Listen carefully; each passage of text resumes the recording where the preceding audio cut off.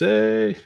So I share. Okay, so I can actually just share one screen. Sec. Yeah, you can share. All right, let me see. Can you see my screen? Joey, aka Tamsin, at the stage. Boom. Can you see my screen? Nice. Yes, perfect. Ladies and gentlemen, Joey's on stage. Guess who's not getting Joey on X because we're keeping him here. So are you streaming right now, Andrew, on X or just Yeah, Arena? we're streaming everywhere. Yeah. Okay, sick. So small spoiler, like basically this presentation is going to be what I did 2 years ago to sell out a huge project on a chain no one knew, and it's still up to this day. Today, the biggest sellout event in history on the Doge chain. And I'm telling the story as a beginner, as a noob, as someone who was exploring things as he was doing them. So I will not be talking as an expert. I'll be talking as a rookie. I'll be talking as an underdog who was discovering this ecosystem, who just has $300 in his hands, so that this story can be as relatable as possible for anyone thinking of doing something like that.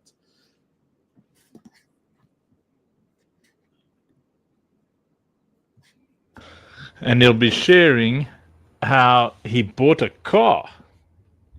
I remember I excited you. It was so successful. It kind of changed your life.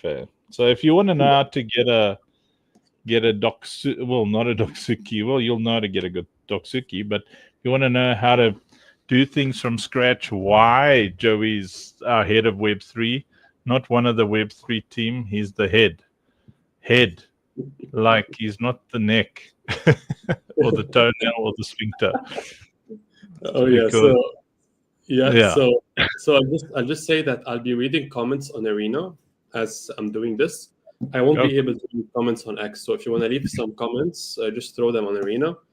And basically, this is not a promotion video for Docs. So at no point I'll be promoting Docs or Doksuki or anything that you see right now. This is just a case study that dates back 2 years ago for when I did the collection.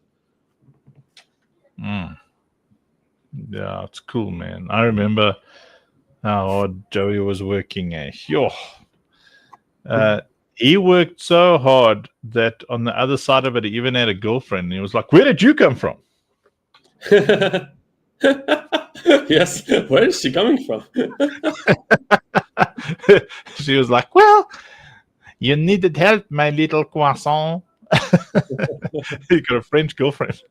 Hey, But isn't she also from Lebanon? We shared this in common. We both went for French. Yes, we both went for French women's. Yeah, because you want a little angry woman to call you her croissant, my little croissant. Yeah, basically, my girlfriend is Lebanese and she studies in France, so she's been there for like 3 years. Every time she comes to Lebanon, all my family starts speaking French with her, assuming that she's pure French, and I have to remind them every single time that she's Lebanese. So it's super awkward whenever she comes over. Well, if she's Lebanese and you're Lebanese, then you're both lesbian. So, I mean, facts. Never get a French girlfriend. They never shave their armpits. Yeah, I don't know. Mine is French, who was born in London. She's actually, her family is from Reunion Island. So she's an island girl. But she grew up in South Africa and married a Viking. So that would make her, crazy.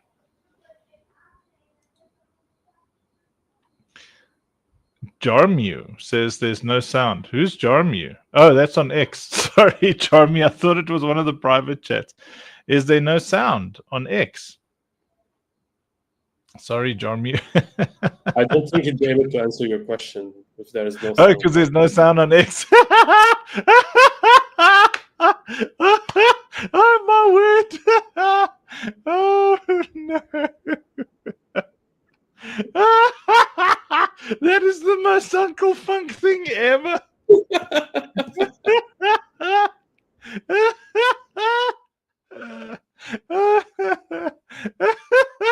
The guy says he can't hear. I'm like, you can't hear me? Who are you? I thought he was in the studio because I was like, oh, he's like, so what is a DRC20? What is a Doxuki, and what is a DocsPass? I'll have to go through this again, so that I don't make it boring for you. I'll just go over some side chat about the collection. Basically, the Doge ecosystem was it was a desert, like there was nothing happening there. Today, there's also nothing happening there. Don't get me wrong, but the thing with it is that I was able to identify an opportunity inside this ecosystem. And some of the things I'll be sharing in this presentation are going to be how to identify opportunities. And people usually say that people got lucky, or they launched in the right time, or stuff like that. The reality is not so far from that. So you do need lots of luck, but you also need to spot the opportunity. Meaning, you can prepare a project. You can spend $500,000 preparing a project, and when it's time to launch it, you may not even break even.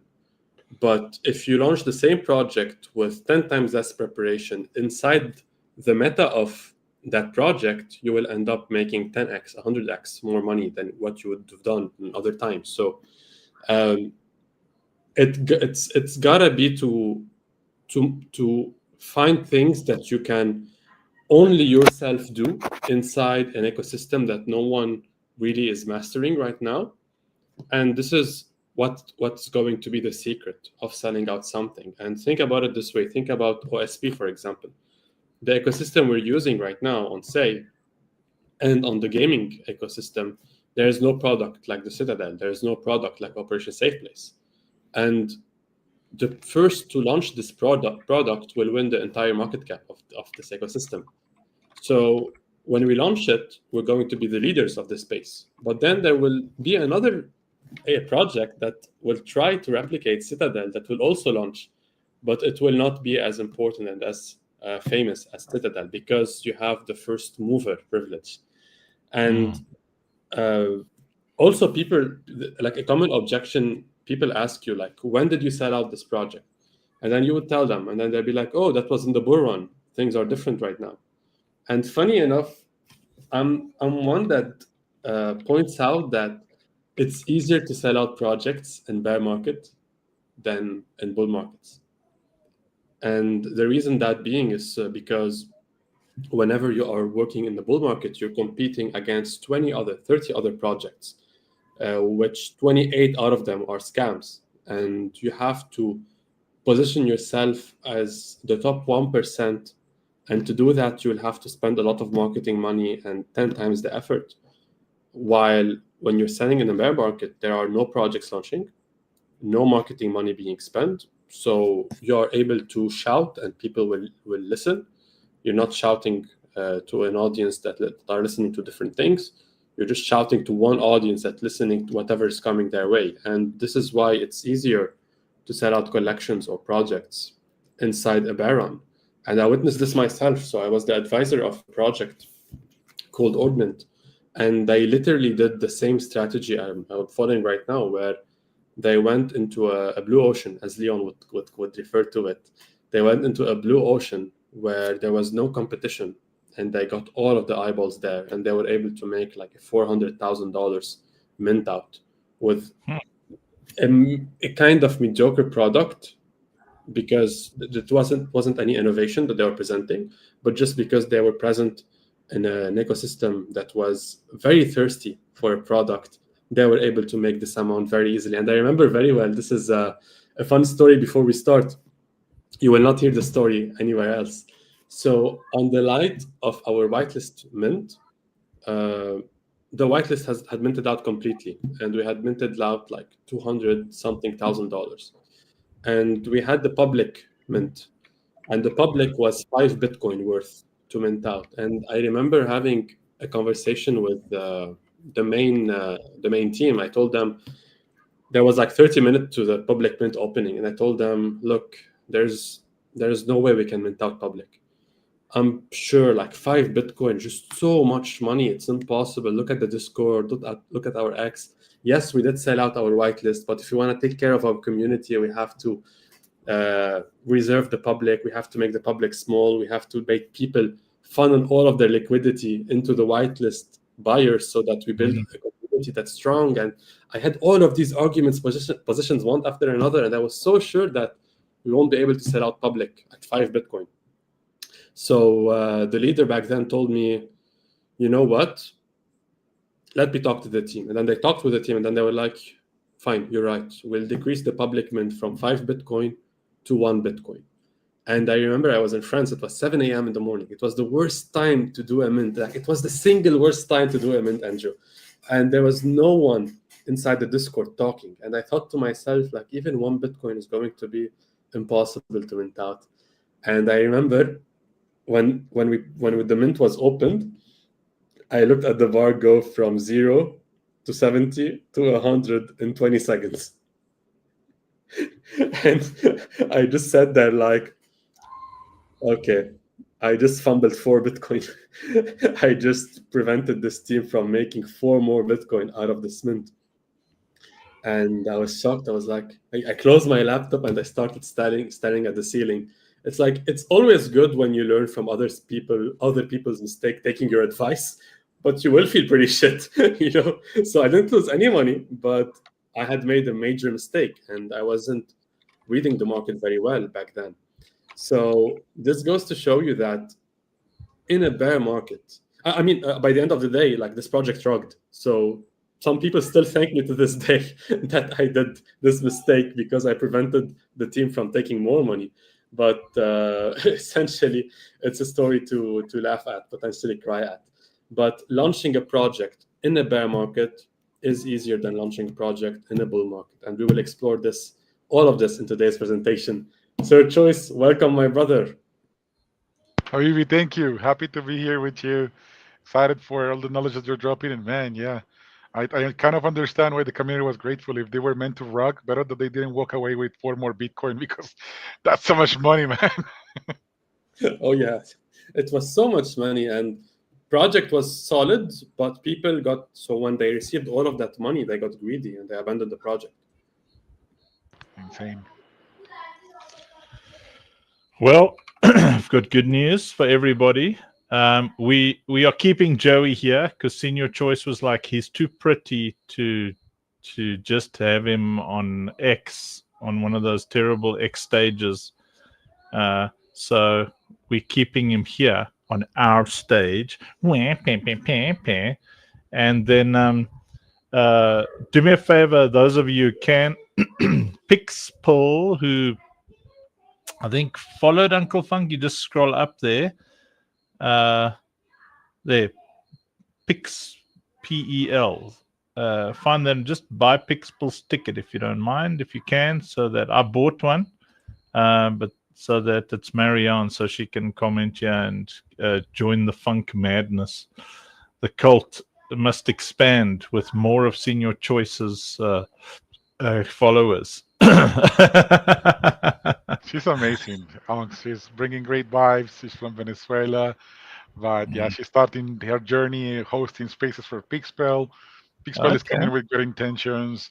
Juan is the founder. He's got great intentions, wants to push the space forward. And that's what I want to surround ourselves with people that shares the vision of really pushing our industry forward with the right reasons, right? And the one thing that we share is the love for community and the understanding that community is what's going to take you higher. It's community that's going to bring you liquidity and support and will not come with the conditions that the nasty VCs come with, right? They tell you, we will give you money, we will hype your project, but at TGE, we all work with money and never return. How about that meta, Joey? Is that something that you've witnessed over and over again in the space? Oh yes, man. More time than I can count. No, I was impressed with how Pixel handled the Solana bro today.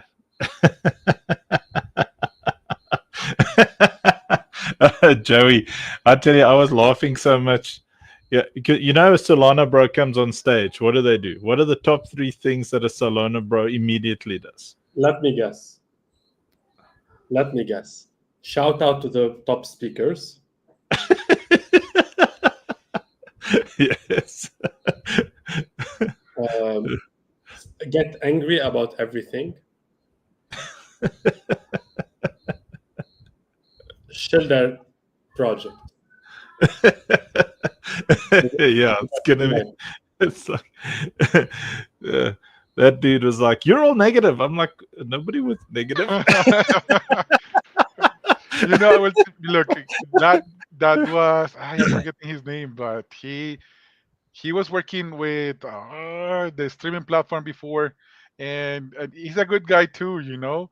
But Jorge, the gaming strategist, is taking over him. He brought him to Valania, and yeah, he's been embraced by the slow Lana vibes, and now that's the way they run. So, but That I was can that really Jorge, the enjoy. gaming strategist, on the one account. eh, Pixpel's like, he did agree with some of your takes, Uncle. I don't think he was really picking on me.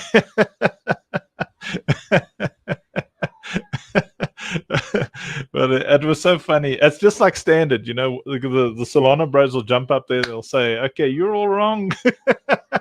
Number one, I'm successful because my bags are pumping or my project's pumping. And shout out to the famous person. Peace. I got to leave early. I'm a busy man. Yeah, you're all negative and I'm not. It's always like that. It's always like that. It's like standard, you know, Solana bros. Yeah, the slow loners. Anyway, if you're joining us on all the different platforms, you are locked into the Funk Show. Yeah, we salon racists.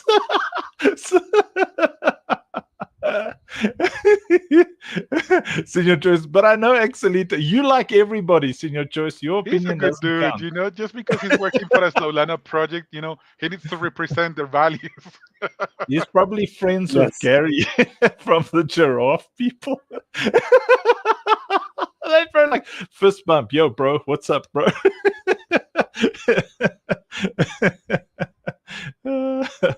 Anyway, I'm very excited having Joey on the Funk Show. Do you know that even Joey is part of the Funkite cult? You know, The Funk Show is where the zealots of the cult of awesomeness gather for their daily dose of funkadelic indoctrination.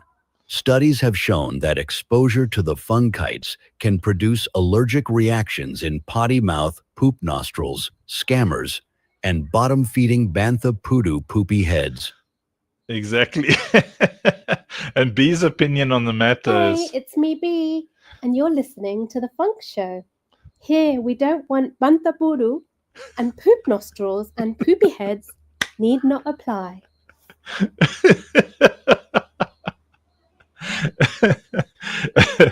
Exactly. So Pixel, you're in for a treat today. Yeah. Mariella. Yeah, she rocks. Yeah, no, I enjoyed Mariella today. I mean, I enjoyed the whole space. I just like to troll the naughties. Okay, so what day is it today of the whatever what's the summit? 16. Yeah. So you're our Sweet 16 presentation today. Rob did great last night. Did you see Rob's one last night? I tuned in a little bit, but I didn't see the entire presentation. I have to go back. That was really good. He had a whole PowerPoint presentation. He was in teacher mode. Teacher Rob, teacher Rob, And you know, Kev dropped the bars too. It was fire. I saw it all last night. It Yeah, was amazing. Kev jumped on stage. It was really, really good. So we'll see who jumps on stage for some input as well. we'll probably go for an hour after Joey's done. Joey usually leaves like 5 minutes before because he used to be a Solana bro and he is still working that out of his system. He's a busy man. I have to leave in 5 minutes. No way. We're not letting you go anywhere. Senior choice, I have to continue my presentation.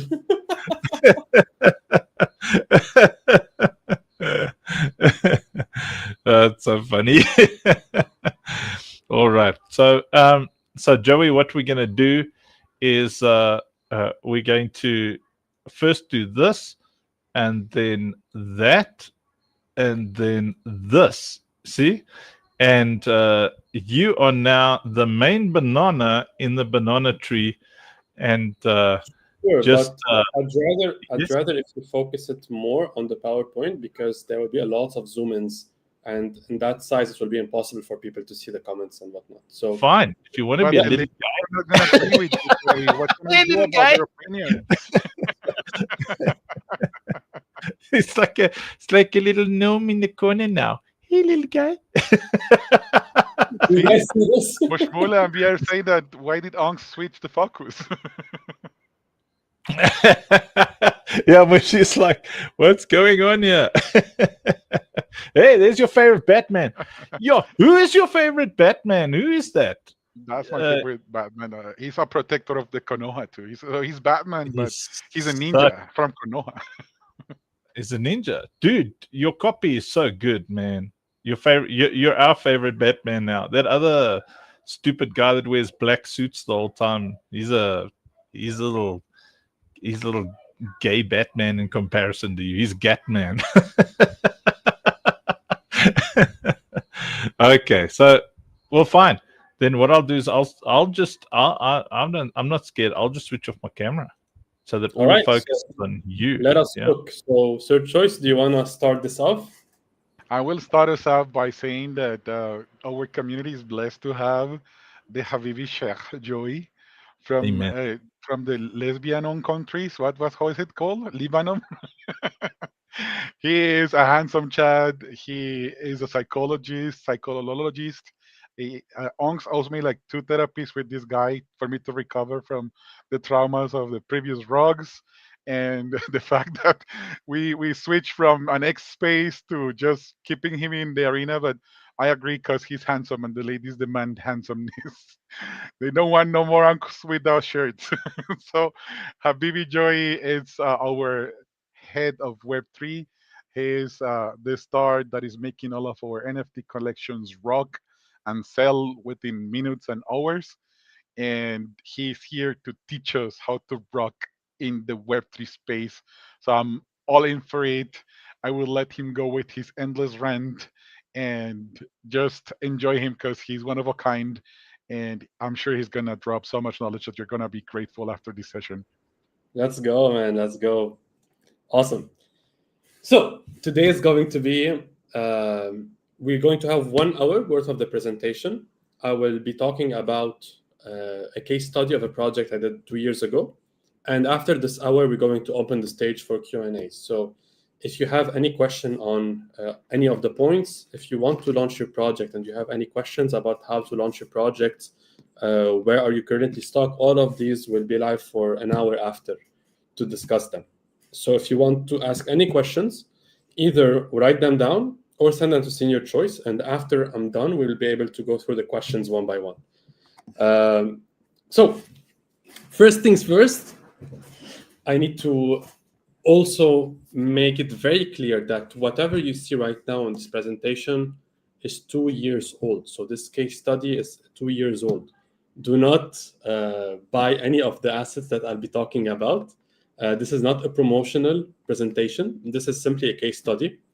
I'm talking about this as someone who was an underdog, as someone who went through a journey. So that wasn't me just sitting with my magical stick and all my wizardry and just thinking, how will I be able to do this? And then I just made it happen out of nowhere. It was me actually banging my head against the wall 24/7, trying to do with whatever I had, and was able to put things together for this to work. So this is an underdog story. And I want you all to try and relate to whatever I'm saying, because whatever happened during this month that I'll be describing right now could also happen with you. And it's not that far-fetched off. I didn't know anything else, or I didn't know more than whatever you do know right now, because 2 years ago, whatever was obvious back then, or whatever is obvious today, wasn't obvious back then. With that being said, this presentation is going to be on how I sold an NFT collection for $50,000 with only $300 budget and under 30 days. And the reason why I specify those amounts, just for full transparency, I did not get the entire $50,000 put in my pocket and leave. Like there was a team with me, but the idea was mine, the execution was mine, and we were like a team of 5 people trying to make this work. So what is Dox? Baby, don't hurt me. I'm joking. So basically, in the Doge ecosystem, there wasn't any NFT collection or any token inside the ecosystem 2 years ago. It was like this chain that was built with stick and stones, and people didn't really do NFTs or tokens on it. So basically, what you will see right now is going to be, so we have the Dox logo that you see here. Let me see if I can actually, okay. So you have the Dox logo that is here. This is the ecosystem's symbol. Then you have Dox passes, which are the NFTs that were minted that yielded DRC20 tokens, which are called Dox tokens. And then the Doxuki PFP collection was minted with the Dox tokens. So I'll be referring to all of these during this presentation. This is everything you need to know. We had reached a $2 million market cap on the Doge ecosystem back then. For comparison, right now, Funk, the token, is $70,000 market cap. So you can do the math yourself. It was the first token on Doge, let alone we did a new untypical art for the Doge chain back then. We created the full-blown ecosystem, and we're still up to this date the biggest mint-out collection on Doge. And the Doge NFT ecosystem has died now, like completely. So I could probably say, and very proudly, that that was the biggest mint happening on the Doge ecosystem was this mint that you're witnessing right now. That was done in $300 budget. And what you will learn from this presentation, based on my experience, is how to build a community from scratch. What's the founder funnel? For those of you who follow Leon Aboud, you probably know what that is. We're going to go through how to play around with no budget. Basically, like if it's not really a flex if you have lots of money to do marketing, but I do think that it is a flex to have no money and be forced to figure out how you will be able to do the marketing organically. We're going to learn how to discover an opportunity in a dead market. So what are the things you look at? How do you identify an opportunity? Because most people wait for like, you know, that everyone buys the pump, no one buys the dump. So everyone waits for the opportunities to pass before they take them. But you really have to buy when the candle is red. You have to seize the opportunity when no one else is looking at it. So we're going to learn on how I was able at least to discover an opportunity in an absolutely dead market. We're going to learn how to build hype leading towards your mint, and how to maintain your community and give value back. All right, so first, Dox, as I said, is an ecosystem on Doge. There are 2 terms that I'll use right now just for you to understand the ecosystem. There are Doge inscriptions, which basically means that instead of having an NFT, which is a code directing to a link, and the link contains media. This is what a regular NFT is. Doge inscriptions, or inscriptions per se, are media or documents or whatever you want to use printed on the chain itself. And this is the concept of ordinals. This is the concept of doginals as well. So you print actually assets on the chain. They're there forever. They cannot be taken down. And the DRC20 tokens are just like ERC20 token, just like the Funk token, but on Doge. It has different technologies, but it's still a token nevertheless. And just like I said, we were the biggest mint out on Doge to date. We minted 4,000 NFTs for $12 approximately per NFT. It was something like that. Andrew even minted this collection, and I think he still holds the assets in his wallet. But essentially, we had minted an ecosystem, not just one collection per se. And some of the highlights of this journey is that OKX had a space with us. They invited us to a major space. They even followed my account, and as you can see, like there was like 100,000 impressions on this, almost 17,000 people tuned in, and they were literally in the space putting, this is how Docs is reshaping the future of Doge. And you can see the Docs account alongside Bark, which was a major player at the time, and Doge Labs inside the OKX space. So it's truly an underdog story for a project that was launched with only $300. And we had reached a total of 2.2 million market cap back then, combining all of our three assets. So the Doxukis, the Dox tokens, and the Dox passes. And essentially, we just had created. So right now, I'm just explaining more about what the project was before I dive on how it came to be. So essentially, we had created this this philosophy of having a layer 2 on Discord, because there wasn't any layer 2 on Doge and no one was able to do anything. So that was like the narrative. And we made people claim passive docs inside the Discord for over 2 years now. That post was in 2024. And we had provided a lot of value in that regard. And we also launched the Doxukis originally on Doge. And we minted it with Dox tokens as well. So just like we were able to mint Funkies here and Funkat with Funk tokens, that idea was the same that I used whenever we minted the Doxukis. And a lot of you right now may be asking, like, how do you start a project, really? And I want to show you my first 3 posts. That was the first post, which was a new token with utility like you never seen before. Like I sound like Trump, like you never seen before. That was going to be the best thing. And then I just wrote, prepared to get doxed. And then the next post was, are you even doxed? And that's it.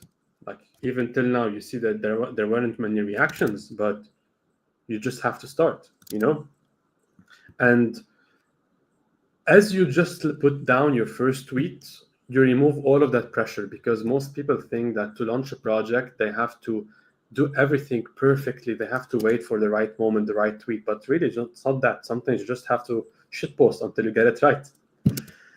So for those who don't know this handsome gentleman, that's Leon Aboud. He's one of my mentors. I've worked with him closely for a year before I launched my project. And I did use the founder funnel that he keeps talking about. And basically what this funnel is, it means that you use your founder profile, which is any of the profiles you're using right now. So let's say, for example, Mushi wants to create an NFT collection. She wants to call it, let's say, the photographers. What she shouldn't do is just create a photographer's account and start posting from it, because she will get nothing. She will get no traction.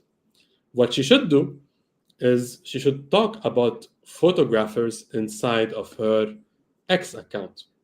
She has to make friends around photography. And only when she has enough traffic to this topic, she can now open a brand account and then funnel all of the attention from her founder profile to the brand account. And then once she has all of this attention to the brand account, so just like we have Uncle Funk's founder account, we have Jason's founder account, we have my founder account, we have Rob's founder account, all of these founder accounts are funneling all of the attention into the Citadel account or the Operation Safe Place account. This is the concept of the funnel.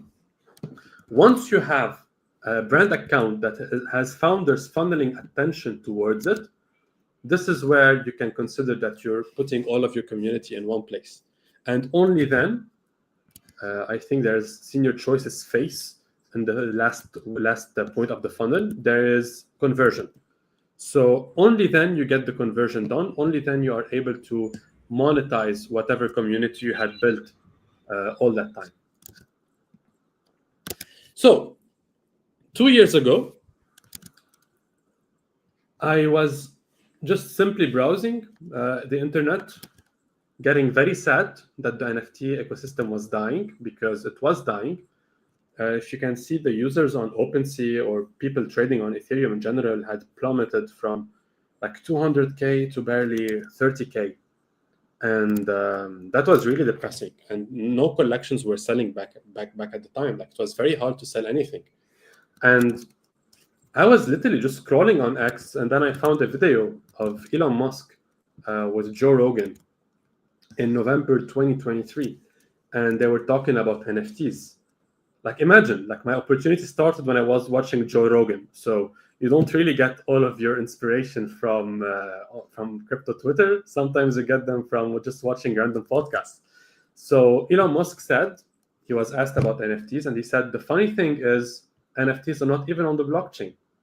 It's just a URL to a JPEG, which technically is true. So whenever you have an NFT, it's a link to another asset that is on another website.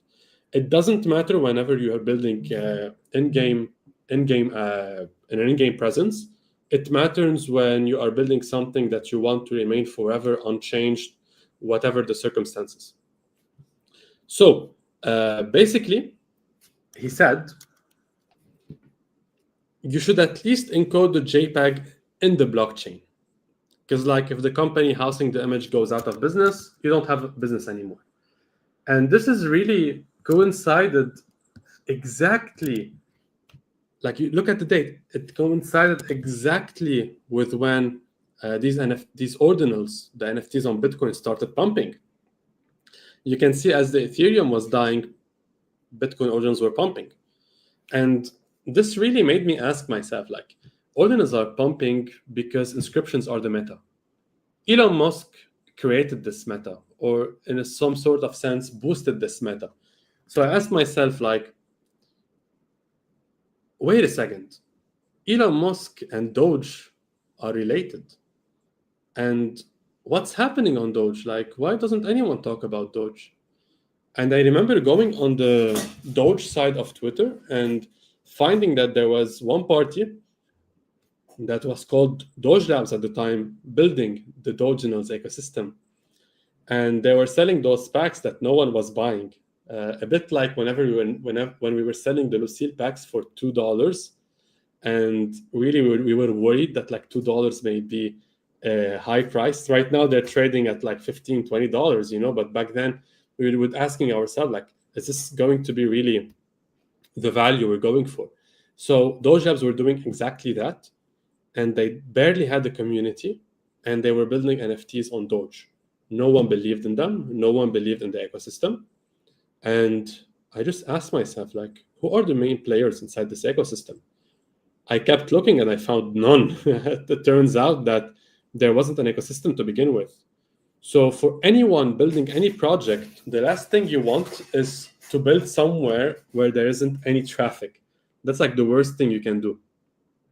So I have decided that this is where I'll be putting my attention. My brand account turned all full on degen for the Doge ecosystem, and I kept on posting about Doge. I kept on trying to make friends inside the Doge ecosystem. I even infiltrated the Discord of Doge Labs and started inviting people to my own Discord. And basically, that was when I looked at the Bitcoin ordinal space. And then I saw that, for those of you who are familiar with ordinals, there was a project, a token called OXBT that was made by, I forgot his name. Drop it in the chat if you know the founder. So OXBT was a token that was launched inside a time where people were hungry for tokens with an actual backing. So, and the token did very well. So I asked myself, like, I could literally replicate the same model that this person did in ordinals and do it on Doge. And that's what I did. So the narrative, what was the narrative that I came up with? And On Doge, really, it's a bunch of degens, bunch of memers. So really, you don't have to think super hard. Like Gatcoin on blockchain, that's much whoa, like I'm sold. Super cool, such innovation, And the fact that I was a Doxed founder, so I had put out my face as soon as I started building this in an ecosystem where people will not dox themselves because they are worried that if their thing doesn't work, they ruin their reputation forever. I went full on degen on this. I just doxed myself from the start. And I had friends that were popular in the crypto ecosystem. So I was associated with them. So people were bullish on that. And as you can see, the mascot that we created was just an EcoCat who was wishing good luck and was a Doge symbol on its chest. That was it. And the first thing I started doing, the very first thing I started doing was collaborate. Work hand in hand with all of the players of the ecosystem and outside of the ecosystem so I can start building a community. So you can see we partnered with this project, all of these projects we partnered with them. Like I've done a space with Trevor. I got Trevor, who's whoever knows Trevor is the king of ordinals on Bitcoin. I got Trevor's and Doge Labs, which were the king of Dogenals on Doge. I also put Kermit inside for the mix, and you can see here Kermit is confused because he knew nothing about the ecosystem. And we just had a space debating ordinals versus Dogenals. And that was before we even launched the project. You even can see Doge Labs posting about us, and then Uncle Funk, do you even hype, bro? Like he's always been there. You can see as well that Operation Safe Place was a major partner whenever we started the project. So the first thing I did was collaborate with people. And as I was collaborating, I literally went on the Discord. I asked people to join my Discord. I started explaining to them one by one. So I reached out to people individually. And I told them, like, I'm building this. Please join me. And they joined me. And then once I had a few people inside the Discord, I ran raffles. I gave them free stuff. Literally, I would just grab an NFT that I had for like $20, raffle it, and then give it to one person. And I just wanted to give the community before I even think of asking about anything. So my first week was just giving, and just building collaborations. And essentially, this is everything that I'll be talking about in this section, which is give.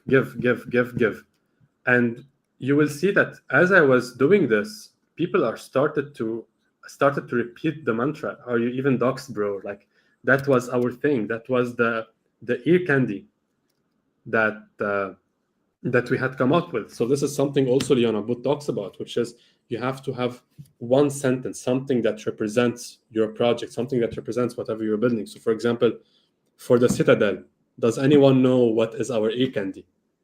And I mean, for Operation Safe Place, it's every girl safe. Everyone knows it.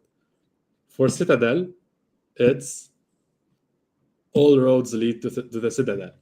And whenever you read this sentence, you will know, yes, B, exactly. You will know exactly which project this is. So every time someone was reading, "Are you even doxed, bro?" on X, they knew it was talking about us. And you can see here, we also made a tweet. I just asked people to drop their wallets. This post has crazy impressions. And whoever dropped their wallets, I would just send them free stuff. And this is actually what makes you build friends and build community members. As you can see right now, Uncle Funk is tipping people in the chat. And this is literally what builds a community. You have to give before you are able to even think about asking. And so we'll start from the right. And then whenever you build your community, as things go by, you don't have to market anymore. You don't have to hire mods anymore. You don't have to defend anything anymore. So look, this is a screenshot from the Telegram. One person typed, "I feel doxed." They were happy because we now have a liquidity pool. And some person started fudding. They were like, "What is the benefit of liquidity, bro? If no new buyer came, last 2 years, one holder, not increased, floor price down." And then the other guy's like, "What's your point, bro?" And another guy's like, "You're so dumb." And another guy's like, "Do your research, man." So everyone just started going after this one person. And this is when you start seeing like there's a community being built as you're building this. So now you start creating memes, you start engaging with other communities as well. So for example, when our our floor price went to 10 Doge for a long time, there was a buyer that happened to be Giorgio who stepped in and he tripled the floor price. He just swept everything. So we just made memes about it. We gave docs inside the Discord. We created NFTs with docs token. We even contributed to the event that Unfungible was doing. We sent them free NFTs so that we can get our ecosystem out there. And essentially, after the mint, all we did was provide value. So we created the Docs Casino. We qualified for the Pizza Pets airdrop. We got 30 Pizza Pets, which was like $7,000 at the time. We've partnered with Hushil, a counseling and mental health firm. We acquired Solify. We sold out Doksuki. We created Context. And that was really just to give back value. But essentially, and this is where we're going to go back to, where is it? We're going to go back to here, where we had decided to mint Docs passes, which were literally gifts inscribed on the blockchain. So first innovation, we had created gifts on the blockchain, which wasn't there before. You could have done it, but no one would do it. So we were like, okay, we're going to do gifts. Then we went on the most popular or the only marketplace or the only launchpad at the time, which was Doge Labs. So we directly associated our name with the biggest player in the ecosystem. Then when the mint was going to happen, and then when we were accumulating hype, where we're doing giveaways, people were collaborating with us. So as you can see here again, like our main strategy was to see whoever was inside the ecosystem. Like for example, Dogecoin and Pandas were the first players in the ecosystem. We directly partnered with them. We did spaces. So we just were gathering all of the attention that we were able to get in order to have them all inside one place, which was the Discord. So you got all of this attention, you've put them inside the Discord, you have this giving mentality, and the $300 that I mentioned were, I think we used like $100 for promotion, $100 for inscriptions, and $100 for the art. That was it. So whenever we would partner with a project, that was marketing for us. So we had accumulated all of the Doge eyeballs into our own Discord. And out of the people that I was reaching out one-to-one to were people that I don't know. One of these people happened to be someone with a lot of connections and a lot of money, who saw whatever I was doing. And he was like, dude, this is sick. Let me introduce you to my friends. And then his friends were like, this is sick. We're all going to mint it. And all of them had money. I was like, okay, insane, you know, like I was able to gather all of the important people in this ecosystem and put them with everyone else. And suddenly I have built this amazing community that is just there to support whatever I was building. And that happened in 28 days or 27 days. Then I was like, all right, so do I wait or do I do it just now? And back then, the Doge chain was very slow. So we decided not to wait for more innovations and to do the mint. And unfortunately, what happened during the mint is hilarious. So I'll go back to this slide. If you minted Docs, you would probably remember. As soon as our mint started, and this is something I think I'm cursed, and I've taken this curse with me to Operation Safe Place. Whenever the mint has started, the chain stopped working. And whenever we do a mint on Say, either Say blockchain bugs a bit or Magic Eden bugs. So I think I'm cursed when it comes to mints, because they never go as planned, but they always end up succeeding. So with this mint, when we reached 20% or 15%, the chain crashed and people weren't able to press mint. The mint button had stopped working.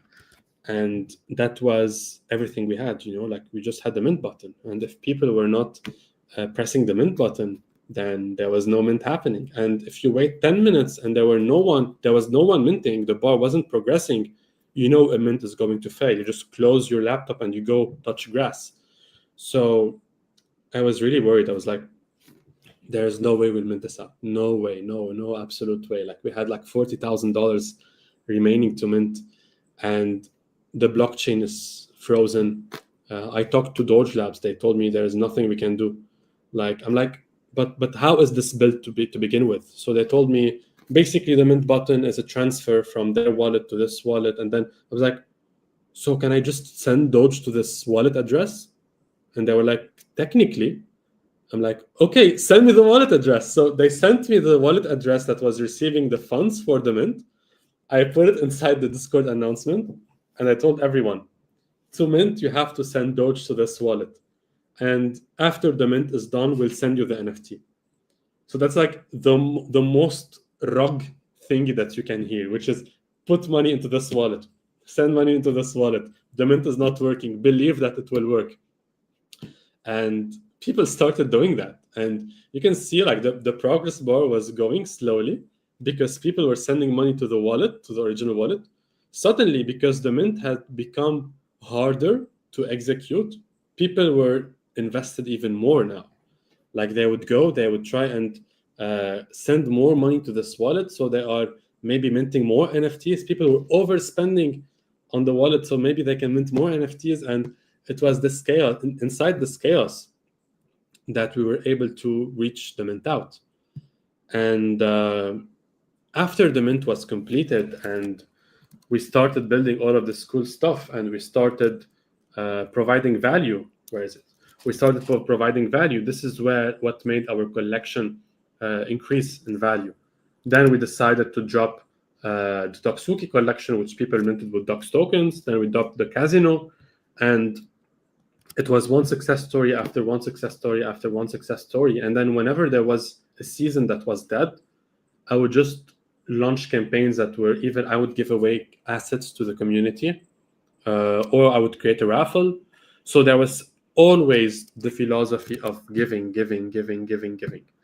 And the end of the Doxuki story, or the Dox story, was I asked all of my community members to come to Operation Safe Place because Doge ecosystem is dead right now. So we can actually provide even more value to them. Even though they did this mint 2 years ago, I still wanted to provide value for this community. This is why I did the Doxuki collection on Doge, Operation Safe Place. So these are the questions you have to ask yourself whenever you want to launch a new collection or whenever you want to create a collection. First things first is, what's the trend? If there is no trend, there's anything you can do. So if someone comes right now and they're like, I want to launch a collection on Solana, I'm like, don't do that. Like that's not the trend. It's super complicated. People are all over the place. You will have to struggle for attention, and I wouldn't advise you to do that. So trend is the most important part. As I explained earlier, I identified that trend on ETH where regular NFTs were dying, but ordinals were pumping. And whatever was happening on Doge was ordinals.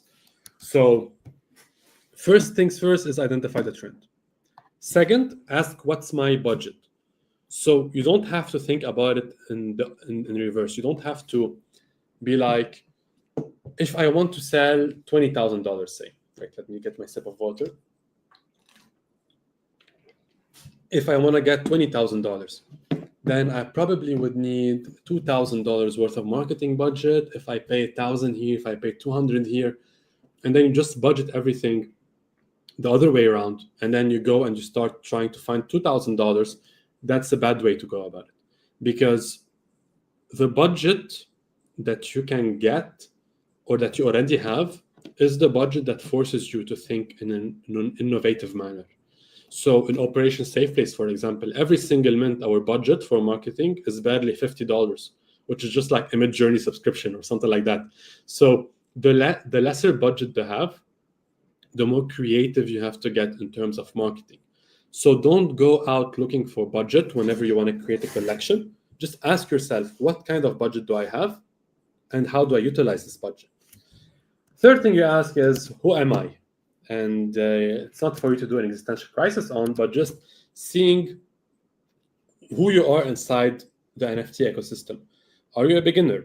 Do you have connections? Do you have a community? Do you have maybe your country people that would back you? Do you have a cult that would follow you? So what is your role inside wherever you are? And are you able to position yourself as a leader inside an ecosystem? And if so, how does this ecosystem look like? So, which pushes us to the next point, which is, where do I fit in this trend? So the trend that you identify, and then you understand who you are, you ask yourself, like, what kind of player am I? Am I a marketer? Am I a product developer? Am I a space host? Like, what am I? What's my place in this ecosystem? So if someone was telling the story of this ecosystem, how am I able to place myself as the hero inside the story? How can I make people identify me for whatever I'm doing? So, for example, Uncle Funk right now has many identifications. One iconic thing about him is that he's a very big visionary, and he's consistent, and he's very generous, and he has a real life NGO that he's pouring his heart and soul into it. So he's fitting in this ecosystem, and this is why he's able to rally people behind him. So the fifth question you have to ask is, what do I have that others do not? And this is a very, very, very, very, very important point, because I believe that everyone has been dealt a hand in this life. It's like you're playing poker or blackjack. Sometimes you get a good hand, sometimes you get a bad hand, but sometimes even bad hands win. It depends on how you play your hands. And I think that every single person can just sit there and ask themselves. So, for example, Sir Choice, a few minutes ago in the chat, he said Joey was so lucky to be able to have been mentored by Leon and Kermit. And that was, for example, one of the hands I was dealt. But Sir Choice right now has been dealt other hands. For example, everyone in the ecosystem knows him. Everyone loves him. He has a lot of connections in all of the ecosystems that he's doing spaces for. He's very funny. He's very loving. So all of these traits are stuff that I don't have personally. So that's not the hand I have. This is a hand that Senior Choice has.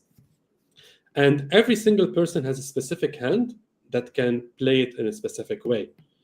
All right. So, for example, like whenever you ask Uncle Funk, like, what are your biggest assets inside the Funk Show? He'd tell you, B, Mushi, Senior Choice, Rafiki. Like, he was just naming the people that make the Funk Show possible because they keep tuning in day in and day out.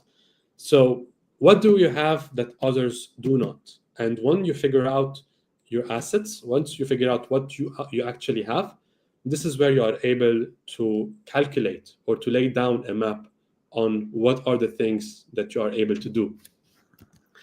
Then, who can inspire me? So we have to be a little bit modest whenever we do this. We have to think big. We have to look big. We have to look at big people, and we have to assume that we are following their footsteps.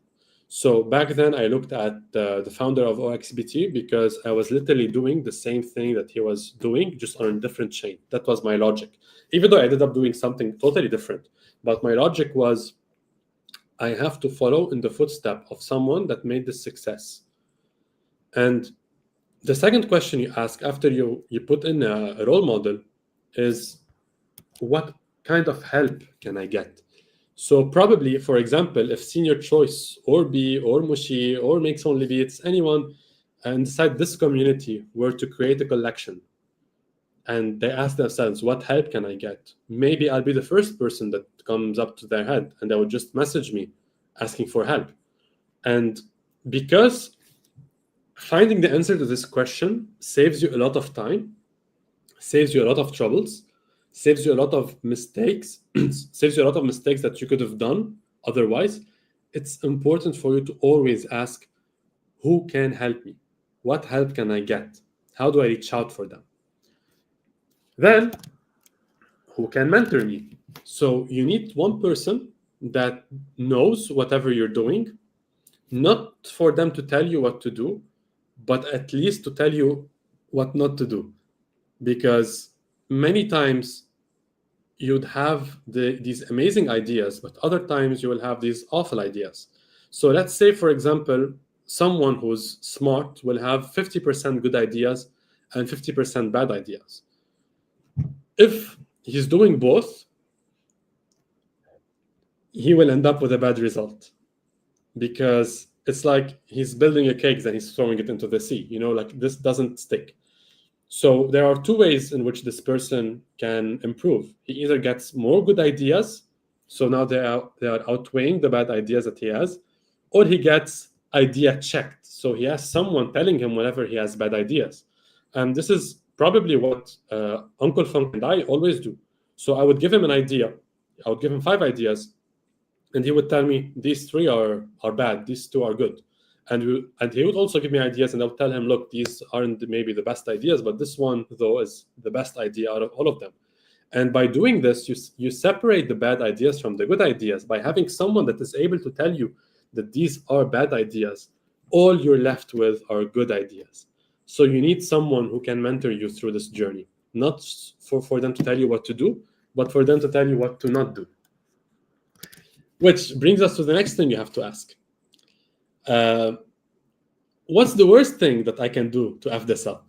Because sometimes you would think that, I should definitely do this idea, because if I do this, I will end up with like 10 times more money, or I would just see this immense vision. But most of the times, these ideas are what kill your project. These ideas are what fumble your project. And whenever you have an idea, it's important for you to ask yourself, like, how can this go wrong? How can this idea become the single worst decision I've taken for my project? And once you visualize, once you play out the scenario of how this idea can be bad, you are able to see whether, like, let's say, for example, the idea is bad, right? Let's establish that the idea is bad, but we don't know that yet.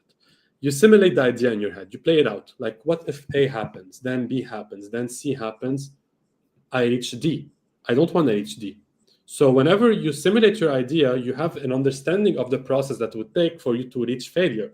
So if you find yourself reaching A, the first step of this process, you can tell yourself that this is probably going to fail, because you had already simulated this in your head. And it's important for you to be able to recognize your weaknesses and your strength as well. Which pushes us to the next question. What is the ideal scenario? What is my story? How do I play out the story?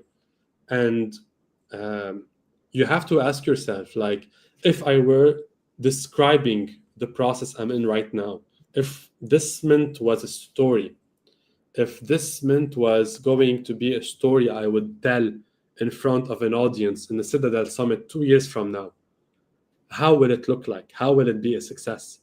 How will I be able to be proud of it? What are the steps that I'll be proud about? What are the things that I'll pat myself on the back and tell myself that, good job, these were the right things to do? And does an interesting story have no challenges, have no difficulties? I think not. There was a great writer that once, I think it was the writer of Lord of the Rings, I'm not sure. They asked him, what's the single most thing that makes a story interesting? And then he said, the greater the villain is, the greater the story becomes. And essentially, you start seeing inside the story of yours that all of the challenges are what make the story worth it, or what makes it interesting. So all of you right now, whenever I mentioned that the Mint stopped working and that I had to mint manually, that maybe was the highlight of this discussion, because that was the difficulty. That was where things went wrong. And to recover from this is the success story. So whenever you're building something and things go bad, it means you're on the right track. Like, it literally means you're on the right track. If things don't go bad, you have to be suspicious. So when things, signatures turn pain into gain. So whenever things get tough, you ask yourself, like, great, that's the challenge. How do I overcome it? Like, how do I turn this negative thing into something that's going to be epic in a story? And we're doing this today with Operation Safe Place. So whenever there is a problem, for example, we had the problem lately, which is all of the third-party development companies have abandoned us. And then we're like, that's a very big problem. How are we going to solve it? We're going to build everything in-house. So by fixing this problem, we actually turned it into something that now is a flex. Like that's a positive, that's a pro. We are the ones now creating everything. So the problem, the chaos that has emerged from this uncertainty has created the opportunity for us to grow. And this is both in psychology. I work with my patients on this all the time, and in projects as well. The harder things get, the more interesting the story becomes. And the more interesting the story becomes, the more follower it has. Then, what am I missing? So you are always forgetting about something. Always. There's no way for you to be able to know everything specifically from your first shot. So always ask yourself, what am I missing? Be humble enough to ask people around you, what do you think I'm missing with whatever I'm doing? Then, what is the reasonable price for what I am selling? And this is a question I always ask myself before any single mint. So if you follow any of the mints we do inside Operation Safe Place, you will realize that the price always comes at the end. It's always at the end that we price things. We don't price things in the beginning, because you can't just put a price and expect people to submit by the price that you decide is worth it. Because the price of the asset you sell depends on how good of a job you've done building your community. Like if you are able to build 10,000 people inside the community that all have money, then you could probably sell 100 NFT at $1,000 each. So you have to see the community that you built, the people that follow you, the kind of people that follow you, the vision that you have, the product, and then you have to understand whatever I've done, how can I price this? How does everything I'm seeing right now in the community price itself in my project? And this is where you price your project. This is where you decide how to price the project. You look at your community first, you look at what you've built, then you infer the price. And it's not the other way around. You don't put your price up there and you expect people to follow. So before the last point, I don't think you can see it on the screen, but number 13 is ask yourself who's buying. And whenever we do a mint, for example, in Operation Safe Place, I always ask myself, who is buying right now our collections? Who is investing? Is it the degens from Slowlana? Is it Bitcoin holders? Is it Say community? Is it NGO people? Is it our community? What's the percentage of all of these people that is going to mint our project? And then you're like, okay, if these are my buyers, then I have to get to my buyers. I have to meet them where they are. So for example, a lot of people inside our community are Web2 native. So in our next mint, we made it possible for people to mint in Web2 ways. So this is where you meet your buyer wherever they are, and you go to your buyer instead of asking them to come to you. And if it sounds like it's a lot of work, it's because it is. Like you either have to pay your way into it or you work your way into it. This is why you can see Uncle Funk live 24/7 working on the project, because he's like, okay, I have to pay one way or another. I can either pay with money or with my time and sanity. And he had decided to press both buttons to this project. So you have to meet your buyers where they are. And if you don't have the budget, you have to work. Finally, the last point is, what's my strategy? And this goes again to the story metaphor, where you have to write your own story. If it was easy, it wouldn't be interesting. You have to write your strategy, like if A happens, B happens, C happens, D happens, ultimately reaches the goal. And once I reach the goal, what does happen after that? You have A, B, and C, and D all over again. So your strategy must be mapped out, because anytime there is an emotional event, it tends to push you in different directions. For example, for all of you traders out there, let's say you bought a shitcoin. Let's say you bought a shitcoin and the floor has doubled. You're like, okay, I'm going to take profits on this one. And then the floor price goes below your entry price. You start telling yourself, if it goes up to wherever I entered, I will TP. I will break even. I don't want profits anymore. But then the price goes up to your entry and goes up slightly higher. And now you're like, well, it probably will go higher. I still hold it after all. So I probably am doing the right thing by holding it. And then the price goes down. And then you sell because you're sad. And then the price goes up. And then you're sad even more. So you buy at the top. And then the price goes down. Then you sell.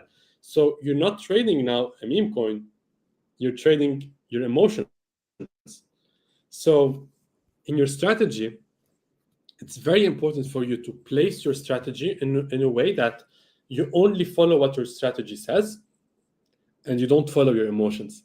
Because you will feel bad during all of this.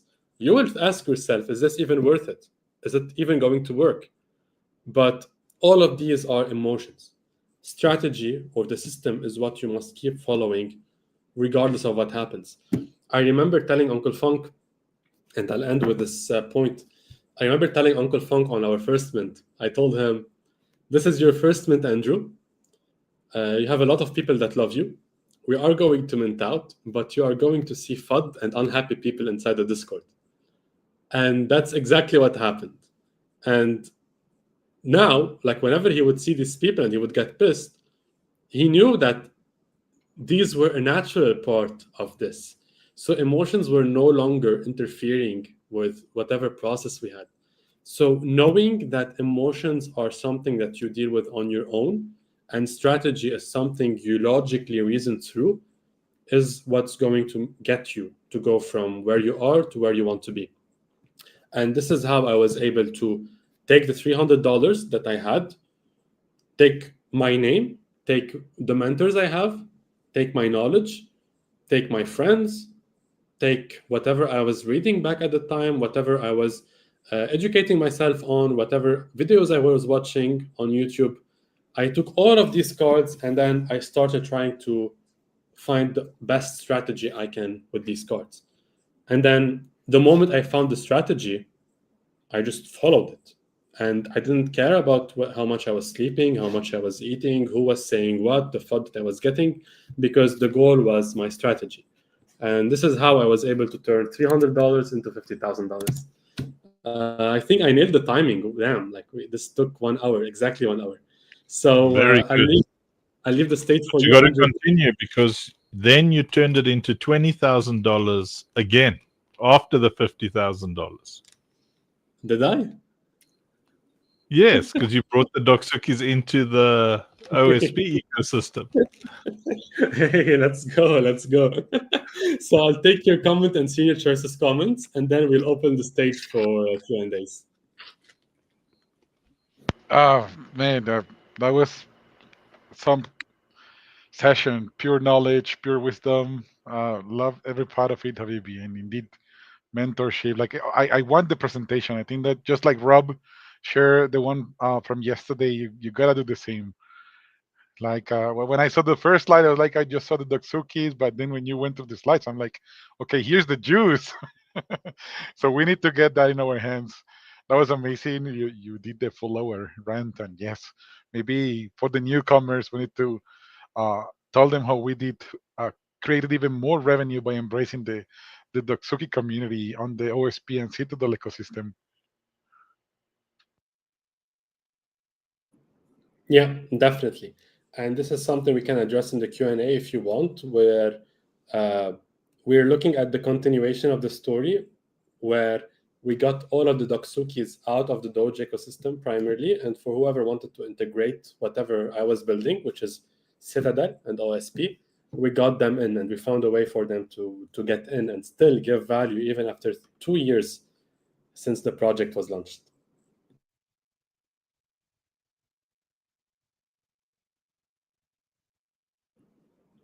Funky. Uncle Funk. Missionary Funk, Grandpa Funk. How may I be of assistance? Why don't we have a Joey song yet? We're also going to need a Mariella song. Well, we don't know Mariella well enough to write a song for her yet. Yeah, I'm eating. Well, I'm not eating uncle. Where's my camera? Where's my camera? There it is. Let's get that thing down there. It's Q&A time. This is I thought it was a cheese croissant, but it had custard inside. Glory. Right.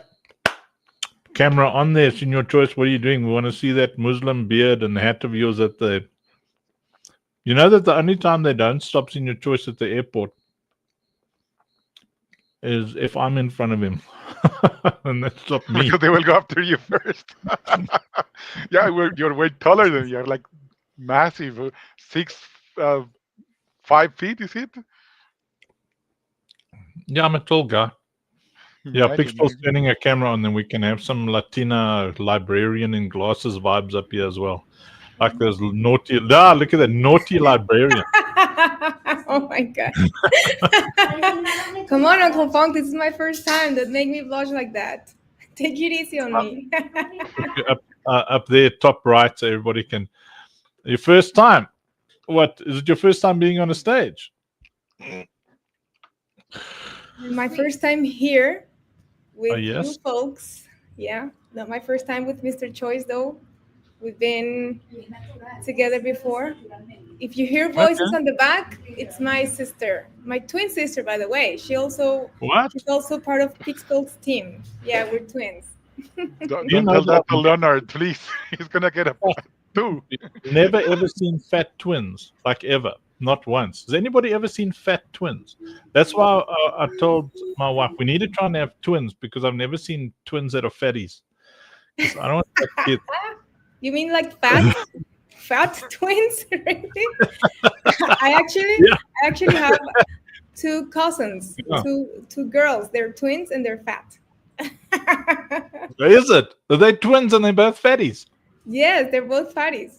That's right. Yeah, but I don't know, like in like Latina vibes, there's no real fatties there. They're usually called thick or something, and then the boys they chase are. them. Trust me. Oh, are they like? They are. Yes, they're big. Oh, like, can they kickstart a jumbo jet? Visibly able to what, Rafiki? They eat their beans. No, it's like we got a lot of adopted kids, and then I warn them: you can eat as much as you like, but you're all gonna dance, you're all gonna do mixed martial arts, you're all gonna ride bicycle. If you don't do exercise, you only get 1 meal a week. It's not a house of fatties. If you're listening to this and you're a fatty, I would say no offense, but don't tell me that being overweight runs in your family. Nobody runs in your family.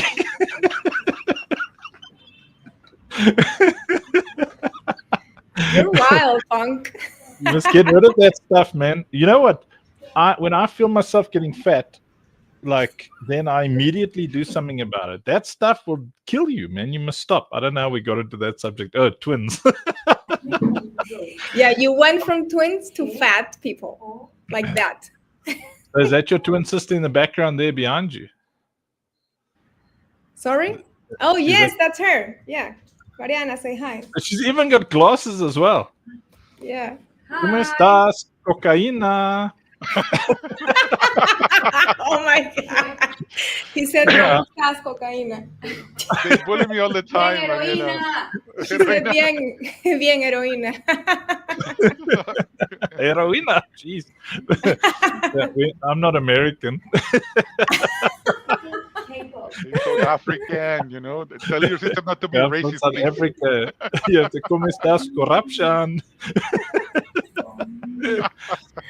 That was it was very good, Joey. I was like, now this is how we want our presentations to be. Like you and Rob did a great job. Like very, very good. And yeah, so now Rob and Joey and I are three very different people, like spectacularly different. You know, Joey is a lesbian from Lebanon. Rob and I are both from South Africa, but he is really good at stuff. Like he's the best CEO I've ever worked with. And when you I played games with him for like 6 years, 7 years. I played Destiny 2 and some other stuff. And him and Leonard just carry you through everything. You know, they're so good. They're sweaty at games. They're like really good. They do the most difficult content. And when I play games, I'm really lazy. You know, I want all the prizes of the difficult things, but I don't want to do the actual. It mustn't be too challenging. If you give me a cheat code, I'll use it. If somebody else can do the difficult stuff for me and give me the nice stuff, then I'll do it. And Rob and Leonard were very good for me because they just put me in their backpack and they take me and go there. So where Joey is very, very different is he hustles, you know. He does a bit of business there and a business there and a bit of business there and a bit of business there, and he's very direct, you know. And the reason that we're all able to work together being so different is because we've all got the same work ethic. We when we focus on something, we do it right. You know, our work ethic is spectacular. And we all really look after the community. The one thing that I really liked about Joey, I still do, but I liked it too. so is that he really was concerned about his community, about the Doksuki community. It bugged him when it wasn't his fault that the Doge ecosystem went to the route of the Pudu, you know, the Banta Pudu. But he was still concerned about that community as if it was his own. Jason comes in here after Joey's brilliant presentation. He was around. Oh, I was watching it on the arena. Yes. I was watching it on the arena. Yeah, I'm scrolling, look for your comments here. Let me see. It's on the from the. Scrolling. I'm still scrolling. Just hang on. I posted on the Citadel account. And I joined here. That's nice to have you on stage. I thought it was a very good presentation. Me. See, we got Mariella. She comes all the way from some cocaine country. Come on, man. We're more than that. We also have weed. We also have mushrooms. Where are you from? I'm from Venezuela. Venezuela. Woohoo! Venezuela.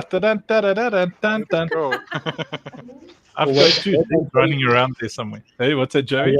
Wait until you hear what he says about Lebanese people. No, I didn't. You don't want to hear that. Hey, I'm not the one who talks about the goats. That's Rob. Yeah, right.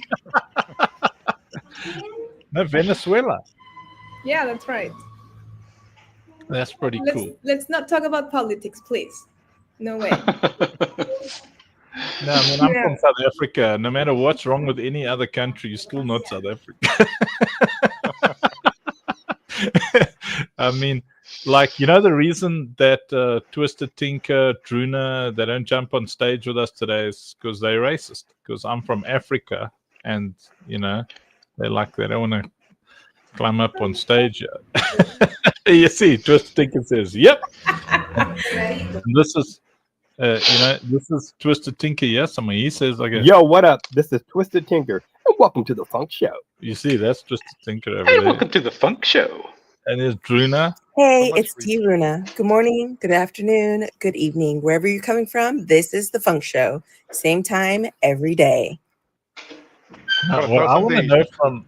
Hey, was that your choice? For 1,000 days. For 1,000 days. What day are we on now? Mike Sunny Beats is the timekeeper. Yeah, so we've been out every single day. 180. 180. 180 days. God damn. Wow. That's how long it took Phineas Fogg to go around the world. And he could have No, just caught a nobody? It was a flight. movie, yeah. Come on. Yeah. Around the Well, that world in was- 80. Oh, no, it was 80 days. 80 days, yeah. La volteamos en 80. Oh, no, 180. Oh, 180 is when you go like this. No, that's 360. What's That's that? 360. Oh my god. So wait, there we go. That's 188. Half the circle, Uncle Funk. Oh, fine. This is all you get then. There was an attempt. yeah. It's like, so Mandy and I, the ridiculously gorgeous Mrs. Funk. So we were at supper tonight. So the kids are showing us that, the kids are like, it's around 7, 6 around there, and they're busy learning to do maths now. They're learning subtraction. So I'm trying to show off and say, well, 1 million minus 444 is 900,000 and 900, no, 900,000 and 666. And then Mandy's like, no, it's 5 something something. And I'm like, no, 444 from 1 million is 666. I was so wrong. 7-year-old kids laughing at how dumb their dad is. I know that feeling, man. I also have 2 kids, and one of them is 11 years old now. And every time I'm trying to teach him something about math, I remember how bad at math I was. You don't look old enough to. B, does she look old enough to have kids? I mean, you look like you're Yeah. still in school. Oh, thanks. Yeah, B says no. Almost 40, man. Almost 40. Yep. No, you're too old for blush then. You're never too old for blushing. No, I mean, Blush is one of the dudes who should be on stage. Where's Leonard?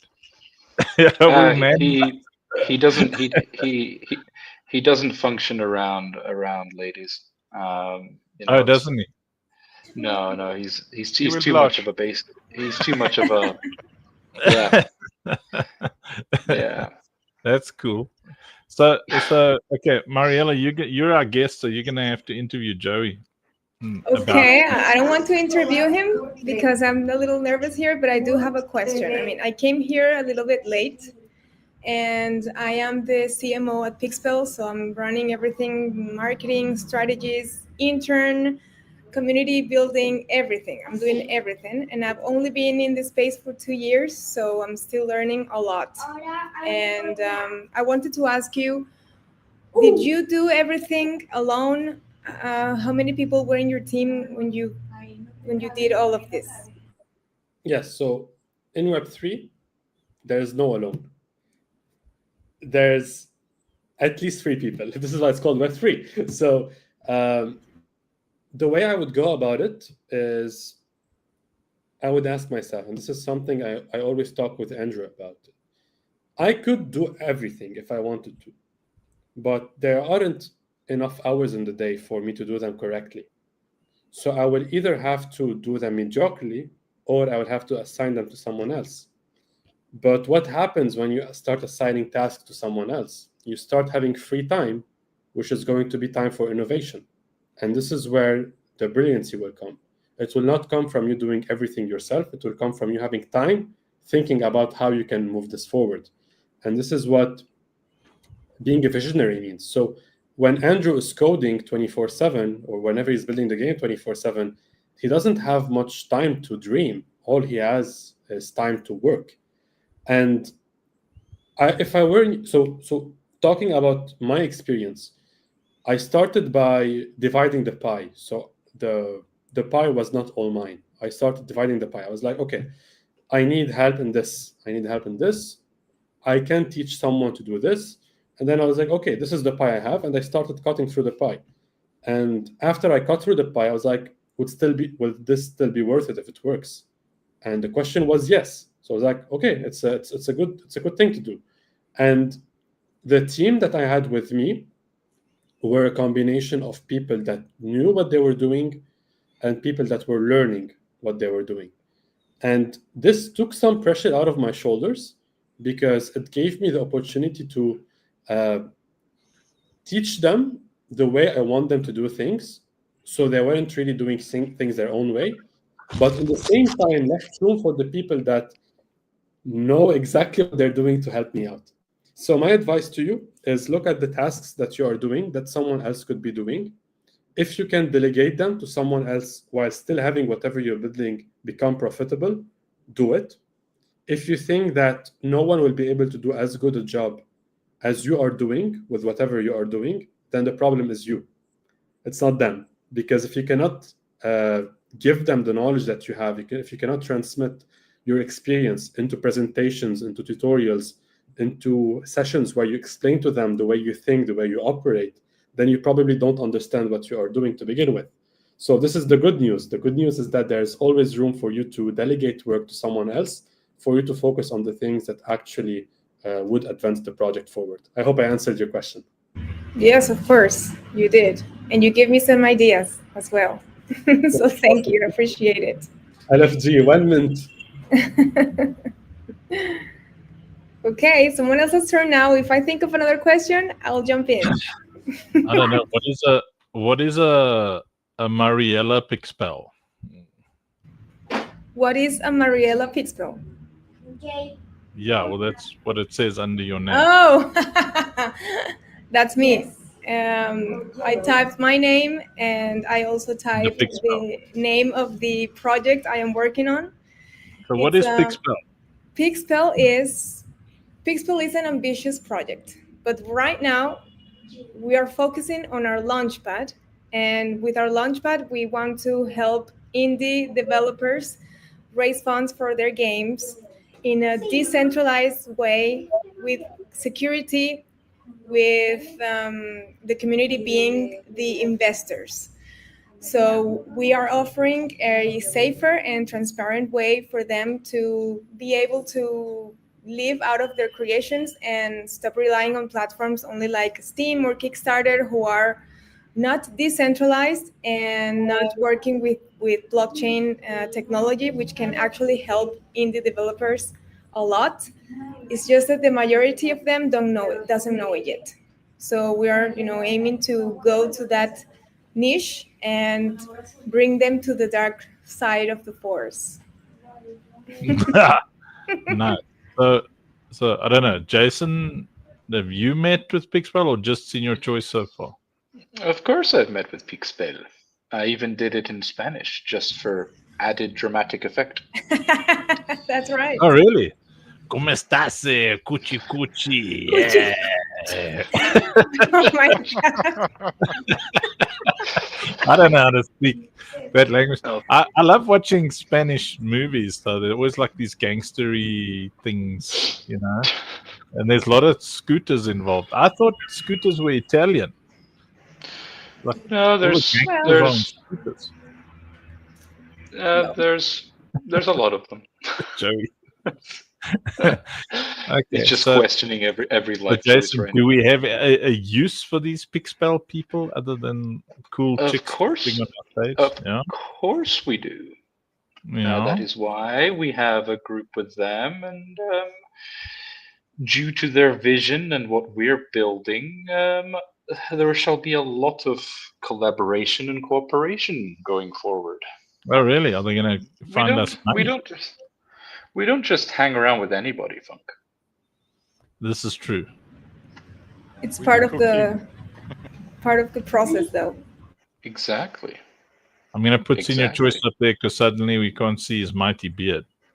So let's see. The framing on Jason's perfect to put him there. There we go. Look at that. See, if he's done, you see how his beard disappears. It's I'm like, not hey, little shaving. beard, hey, little beard, little beard, hey, little guy. I like it. See, Senior Choice, we will not have your beard affected by silly Appreciate you. blue lines at the bottom. See, Yes. Jason's framing is perfect. Mine's Okay, always perfect. so is Pixpool going to help us make lots of money, or do they charge like? Hey, like chicka-jing, we will help you to raise money to pay us $5,000. Yeah, exactly like that. That's actually how Mariella does the marketing. Like it's just her, in a video going, "Ay ay ay, this is the Ay, ay, ay. Citadel." Cocaína. Ay, ay, ay, this is the city there. You must invest in Uncle Funk.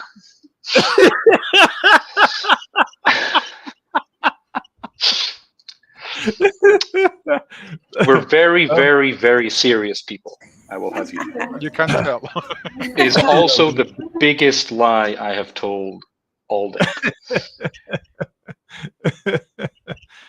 Hey, Kay, are you still on Facebook? Kay Rich Sanella? Yes, it's Andrew's voice. And my sexy body. I've got a dad bod. I'm 51 years old, and I'm very happy. Who's Mia? Mia's very proud. Who are you proud of, Mia? Joey. Who's or Mariella or Senior Choice? Mia on X said proud. Or are you proud of Jason? And Wildflower on Arena says 51. You look 50. Man, that's a compliment right there. Where's my banning button? I run around with a wife. My wife is 50 years old and teenagers are hitting on her. It's like freaking French genes. Come at me, bro. Listen, Funk, it's okay. You don't look a day over 60. It's fine, man. Yeah, no, I don't look a day over 60. I looked a lot older before I came into Web3. It's having a reverse effect on me. I mean, Joey's also being. Huh? Was that Mariella? I was going to say that when you do something that you love, even though you stay up all night, it doesn't make you look older at all. For example, before I worked in Web3, I used to work in the filming industry as a wardrobe designer. And you know that, yeah, I love it, by the way. You know when you are going to start, but you never know when it ends. It could last 24 hours. It could last longer than 24 hours. And I would miss a lot of sleep, of a lot of nights. And I still looked younger than many of the people who graduated with me and had regular 8-hour in office jobs. So yes, Their jobs suck. Yep. Yeah. I mean, I'm only 21. I'm only 21. Yeah, Jason's only 21. Hey, there's Tani V on Vanessa on Facebook. Hey. So Joey, I noticed you getting younger and younger. Is that since you went into the psychotrologist side of things? No, it's since I cut my hair and shaved my beard. I'm sorry, gentlemen, but the way to look younger is not with long hair. No, long beard either. Yeah, I don't like it. If I shave my beard off, then people like, now you listen to me, young man. No. Hair is the way to go. You know, Uncle, do you know what Jason did? You know, I created the group with the Pixel family. And it's like, I'm only sending my Calendly and I'm jumping in alone. I will not invite Senior Choice, even though they speak Spanish. It's like, these people is too cool for him. Yeah, we didn't expect it. Yeah, I think I forgot to add your email. Right. Yeah. No, I mean, did Rob know there was a chick on the call? Otherwise, you would have had Rob in that meeting too, and it would have lasted for 2 hours. I'm telling you, he was keeping it for himself, thanks. I mean, I've got to send Rob a screen game, and he'll come jump on stage right now. I was also in the film industry for a long time. I was a creative director, and then I was a director in independent films and all that kind of thing. And then I just got out because it sucked. That made me old. That was really horrible. I don't know. I think it'd be more fun being a minion running around fetching water and stuff than having to handle the rubbish at the top there. It's horrible. Well, yeah. Like Very all the little stressful. actors are like, "Oh no, AI is coming out. Oh no." I'm like, I don't have to work with actors anymore. I'm like, yeah. Let me show you what I did. And Joey is going to tell us how he's going to mint all of these characters. I'm going to show you what I did with no actors. This is like, there's no footage from my game in this, okay? It just captures the spirit of our game, and it's called We Need You, Commander. And it just touches me right in my soul hole. It's beautiful. What is this button? Yeah, I'll play the mobile version because this is so choppy over here. Hiya!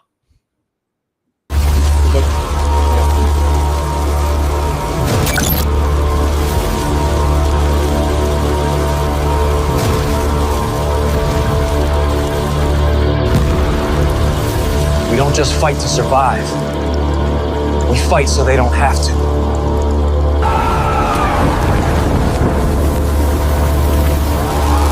They tore the sky open.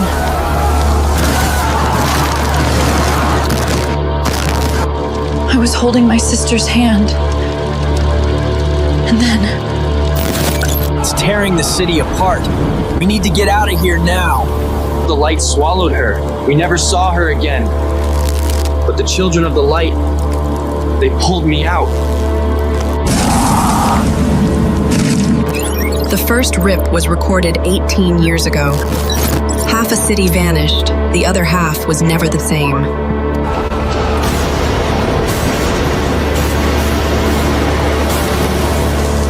This was no natural phenomenon. Someone, or something, opened those gates from the other side. As far as we can tell, a ripping event takes what is here, there, and brings what is there, here. We call it a rip, but technically, it's a tear in the membrane between frequencies of reality. Those things, they're drawn to the unprotected, to the young. We don't know why, but we have to stop them. Whatever they are, they feed on innocence.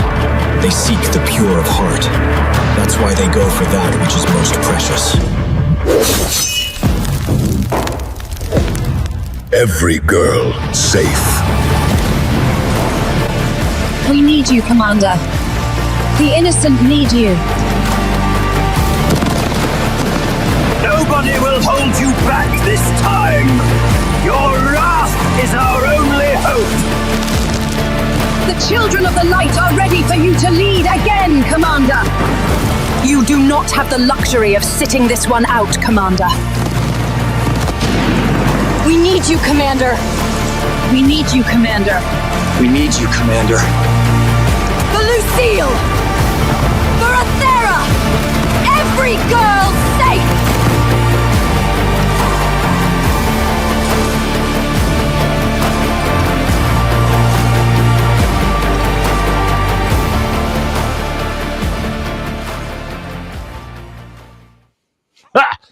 And guess how many actors I had to work with? 0. And how many artists I had to work with? And how many production designers, production managers? Now I get the safe girl words that people were saying. Every girl safe. Now I understand. Yeah, we've got a real life NGO on the ground Operation Safe Place is actually an NGO here in South Africa. And we go and keep kids safe on weekends, holidays from gender-based violence and trafficking and stuff. And we actually built the game as our fundraising vehicle. So, so we're very, very serious. That's But nice. that's why we laugh so much. Yeah. Of course. That's what Senor Choice mentioned once, that gaming was being used for good things, you know, not only to unite people, but to do good stuff like you're doing, like raising funds for organizations that need to save people or maybe sick people. This, for example, Sam Stefanina has also been doing stuff for children. I think, I'm not sure if it's children with no parents or something, or sick people, but Yeah, I he's did a also charity doing- stream. yeah, charities. Yeah, that's right. Orphans. Yeah, thank you, Mariana.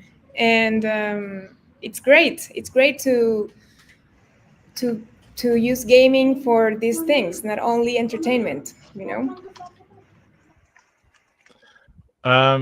So Joey, how does the Pixpel person, so you're just flying solo, do they give you like a budget, or do you just have to be busy every day? They say, yes, some money every month, now go you therefore and work your bum off and figure this out. Is that Pixpel? Is that what you've been told to do? No. Actually, I've been riding this ship from the beginning, from the start, while learning at the same time. So it's been rough, especially for me, because the marketing side is as important as the infrastructure. You know, we have an amazing team of developers. My sister is the great designer, and the team is growing slowly, but especially the developer side. So I've been having, you know, the weight of the marketing side only on my shoulders, and I've been meeting people like, for example, Sarah Choice, Jason here, who was really nice to us yesterday. Marcelo has been great. He's been really supportive. He's been teaching me a lot. He's like talking about mentors. I've had mentors. I've also met people who wanted to charge $100 for half an hour to talk to me about how Web3 works. And we've been bootstrapping, you know, yeah, really. Bootstrapping yeah. And we had an angel investor who was asking constantly for numbers, traction, but it's not easy to give numbers and traction, especially if you first focus on compliance. You know, we first focused on doing the compliance part, you know, the lawyers, the smart contracts, the security, everything that can back us up legally to then start building, you know, the infrastructure correctly. We had team members who stabbed us in the back. One of our developers, the head of developers, a year ago or something, he ran away with the code. We had to start everything again. There are people who I've delegated stuff to, but they don't show up. They're not consistent. So it ends up being only me again. So yeah, it's a tough journey, man. And building community while also doing everything, while having children and a life, it's hard. Yes, sometimes I want to quit, but I don't. I'm still here. And I think I'm crazier than ever. Well, then you cry in Spanish. El Hue, El Hue. So Joey's going to ask you a couple of questions to help us understand what it is exactly that you do, because I still don't know. So Joey, go for it. You're going to interview. Really? Come on, Mariela, this wasn't about me today, man. I'm sweating here. No, well, Joey is talking about doing things with a small budget. So he's going to ask you some questions, and then we can understand it, because we have built, if you see what we've built, you won't believe that we did it for under 200K so far. You know, So Joey, are you there? Hello. Mariella is doing the right thing, like having to spend time with people like us in Web3 building your project is what makes you build your project. Like sometimes you have to jump on spaces, open your camera, interact with Yeah, people that's who- right. yeah, That's right. people doing whatever you need to be doing. And basically, this is how you build your project. You just have more and more interactions with them. And this is why I want to tell you, good job, Mariella, putting Thank up you. with those day in, day out. Just like I know Senior Choice as well does. Jason does as well with the meetings. Funk has the first advice that Uncle Funk got 3 years ago was to do 100 spaces. And he just spent his days doing spaces, joining random spaces, because he thought that this is what would make his project come true. But nevertheless, joining spaces, events, participating, and getting introduced to people. So, for example, you just met me, I just met you, that potentially I'm able to help you, potentially you're able to help me. So this is what is going to be the key thing in your journey: meeting people, making new friends. And usually they say it in a meme way, but the true value is the friends you make along the way. And in Web3, this is 100% true. Wait, you guys have got friends? What are Your friends, are you my Jason. friend? Come on. Hang on, I just want to push this button here quickly. Please hold. Where's this button here? What happened to my Souls Always On button? It's gone. Oh, no, here it is. What's up, everybody? Souls Always On here. Welcome to the Funk Show. Look, Souls Always On. Dude, where the hell have you been? I expect a couple of paragraphs over there. It was with me in a call this morning, Uncle. So, So he is nice. wondering what's going on. What Citadel. He was an early bucket of OSP, but he's been missing out on some of the things. He's got to catch up with you, but yeah, he's coming back home for sure. So I keep moving all of the things behind the scenes, jumping into the spaces, preaching, telling people how we're here to change lives, and it's gonna bring that ripple effect little by little, but we keep building those connections that are gonna make us unstoppable. Yep. And Yeah, one love thing, Souls. Yeah. Mariella, if you don't get rugged by at least one team of devs whilst building a project in Web3, are you even building in Web3? Yeah. Yeah, we we've are. been rocked for sure, man. This is how many devs we've been rugged by now. Big, Oh no. big I know rugs. half of them. I know half Yeah. of them. Well, you introduced me to my first major rug.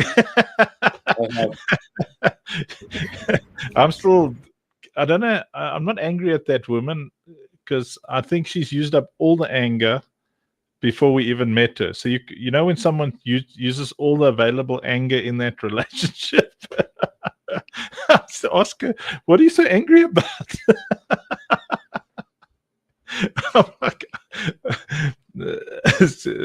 Gives us a price, we pay the money. No, this is a bigger project than I thought. You must pay me more. What? That's all the money I have. Are we sure? Are we sure Joey is lesbianese and not Persian? I'm pretty sure I may have Persian roots because being Lebanese. It explains the rugs.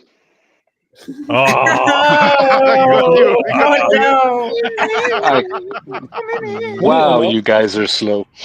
Funny enough, yeah, Yep. funny enough. Persian rugs. Very good. Well, he didn't rug me. So, okay. So, so Pixpel just helps you find money. No. Yes. No. No. No. Who are you What asking? is so, I don't Andrew, I'm trying Andrew to figure out pick, what it does. Yeah. okay, picture Kickstarter where Yes. you've got your deliverables and your milestone, well your stretch goals. So you've got your your initial goals, your stretch goals, and you're delivering updates and everything to the Kickstarter backers, in the form of updates. Except with this method, the money is delivered along with the milestones. And if you are not delivering and keeping people, let's say, updated, then there can be community callbacks where essentially they have the ability to recall the money that hasn't been handed over to the team. Would I be correct in defining that, Mariela? Yes, you're absolutely right. The community has the power to decide if the developer is not delivering properly. They can go through a voting and decide that the money doesn't go to the developer, it goes back to the players or investors, however you want to call it. That's terrible. He wants to keep the money. Are we going to build? So we do all the money, and then there's a vote, and then all my money goes back there after all the hard work. Well, I mean, if you're being all red flag around, you're not, continuously improving your game, answering your Discord, completing certain steps, people will notice and they will go through voting and say, this guy is not delivering, what's happening? We don't see him around, give us the money back. We don't have that problem, so it only makes sense, That's why the connection happens. Like, we have nothing to fear here. We're not going anywhere. That might actually be cool to Exactly. include something like that on the Citadel, because if we're gonna have people developing games on the Citadel, I did have that thought the other day. Like, why can't we have our own Kickstarter platform for the same way Kickstarter does it? So what you're saying is it's like escrow kind of a thing. So people are giving money. Exactly. That's Okay. right. And do you have people who have money? Or do we have to find the people with money to give you the money to give to us? if No, there's the people with the money are the players, the investors. Let's say the developer creates on the launchpad, the rocket for his game. He creates a token. He sets the soft cap, hard cap, everything on his terms. People come to the launchpad, check out the game. They say, oh, I like this game. It looks interesting. I'm going to invest in this game, little by little. And every developer has as many launchpads as they want. And our platform has two sides, for developers and for players. A wallet for players, a wallet for developers. They all should have a MetaMask wallet. That's mandatory. And the other thing that we aim to is to make Web3 simple, especially for people who don't know about Web3. Web2 indie developers are our main approach. Those are the developers we want to hit on, if I'm making any sense here. I think so. So, okay, do you have like a community of people with money in that ecosystem already? Or are we bringing the people with money to the ecosystem? Well, I think that's something we have to look further. Maybe, after we have, a follow-up call and talk things through. Because, like I say, Juan, our founder, is the one who has the knowledge, the technical part, just, learning through all the marketing and also learning on how everything works. So I'm like, waiting for him to show up when he's not. So he can explain everything way better, especially how it works technically and how Citadel and Pixpel would work together. That's something that he should take a look first and then talk to me about it. So I'm thinking about, so it's like Joey's presentation. That's how we do everything right now, because we just haven't had. There's no communities. There's no, like, we've got what we have. We've got, like, I think at a push, I think we've got about 100 and something people in our community. I think. How many holders have we got usually, Joey? That's way more than that. Way more than that. I think our what's way more? community members per se, we're over 250, and holders we are over 500 or 600. Okay, so at a push, we're about 200, 250. Very few mega whales in there. Funk wallets are like 900 plus. Yeah, but those are all Giorgio's wallets. No, Giorgio has one wallet. Eh? Yeah, Giorgio has one wallet, and he's made it public. But Arena, the system that Arena has is when you migrate a collection or you graduate, there is a 2.5% of the supply that gets distributed to the Arena champions. This is why we have holders there. All them wallets. Okay. But yeah, so because that's been, I found that you have to kind of take a bootstrap approach all the way through, like, you think big, but you move small. She got a message and then it nuked her off the stage. Yeah, because that's what I've noticed. We like think big, but we move small. Yeah, Joey's got to move in 10. There's another Solana thing happening. Something happened and logged you out. I think when you got that message, it probably popped you out. You can just click the link again. So our strategy is to just move teeny weeny. Yeah, everybody, if you got questions for Joey, you must chuck them in the comments. So we're always doing what Joey did there.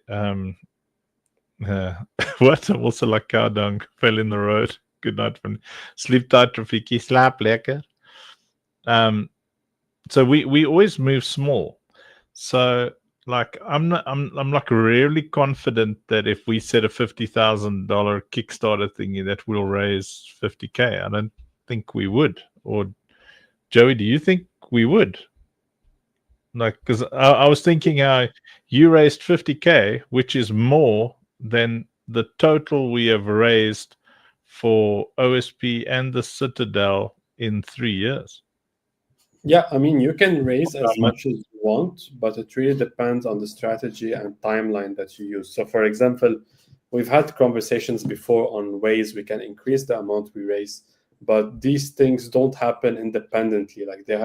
Like we have to limit raising money from other places in order to funnel all of that money into one place. So it is possible, it's just more technical.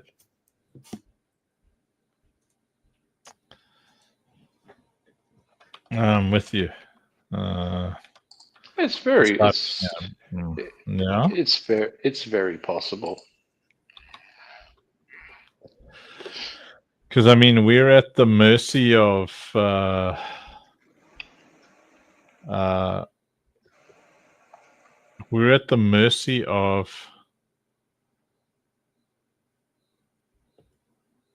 these kind of impossible milestones with grants from chains, stuff like that. I'm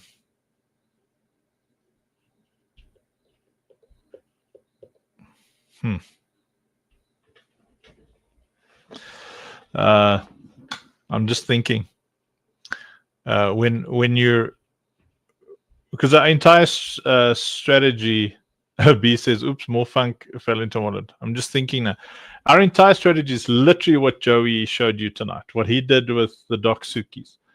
is we move at the speed of our community, but I think with the Doksukis, a couple of solid whales there potentially. 50K is a lot, Joey. That's like a lot. Yeah, but Andrew, also in this space with the right strategy, positioning, and push, 50K is actually nothing. Exactly, because it was the opportunity I was talking about. It was an ecosystem that was degen and the new. So the same strategy inside an ecosystem that doesn't have this will not yield the same results. Yeah. It's,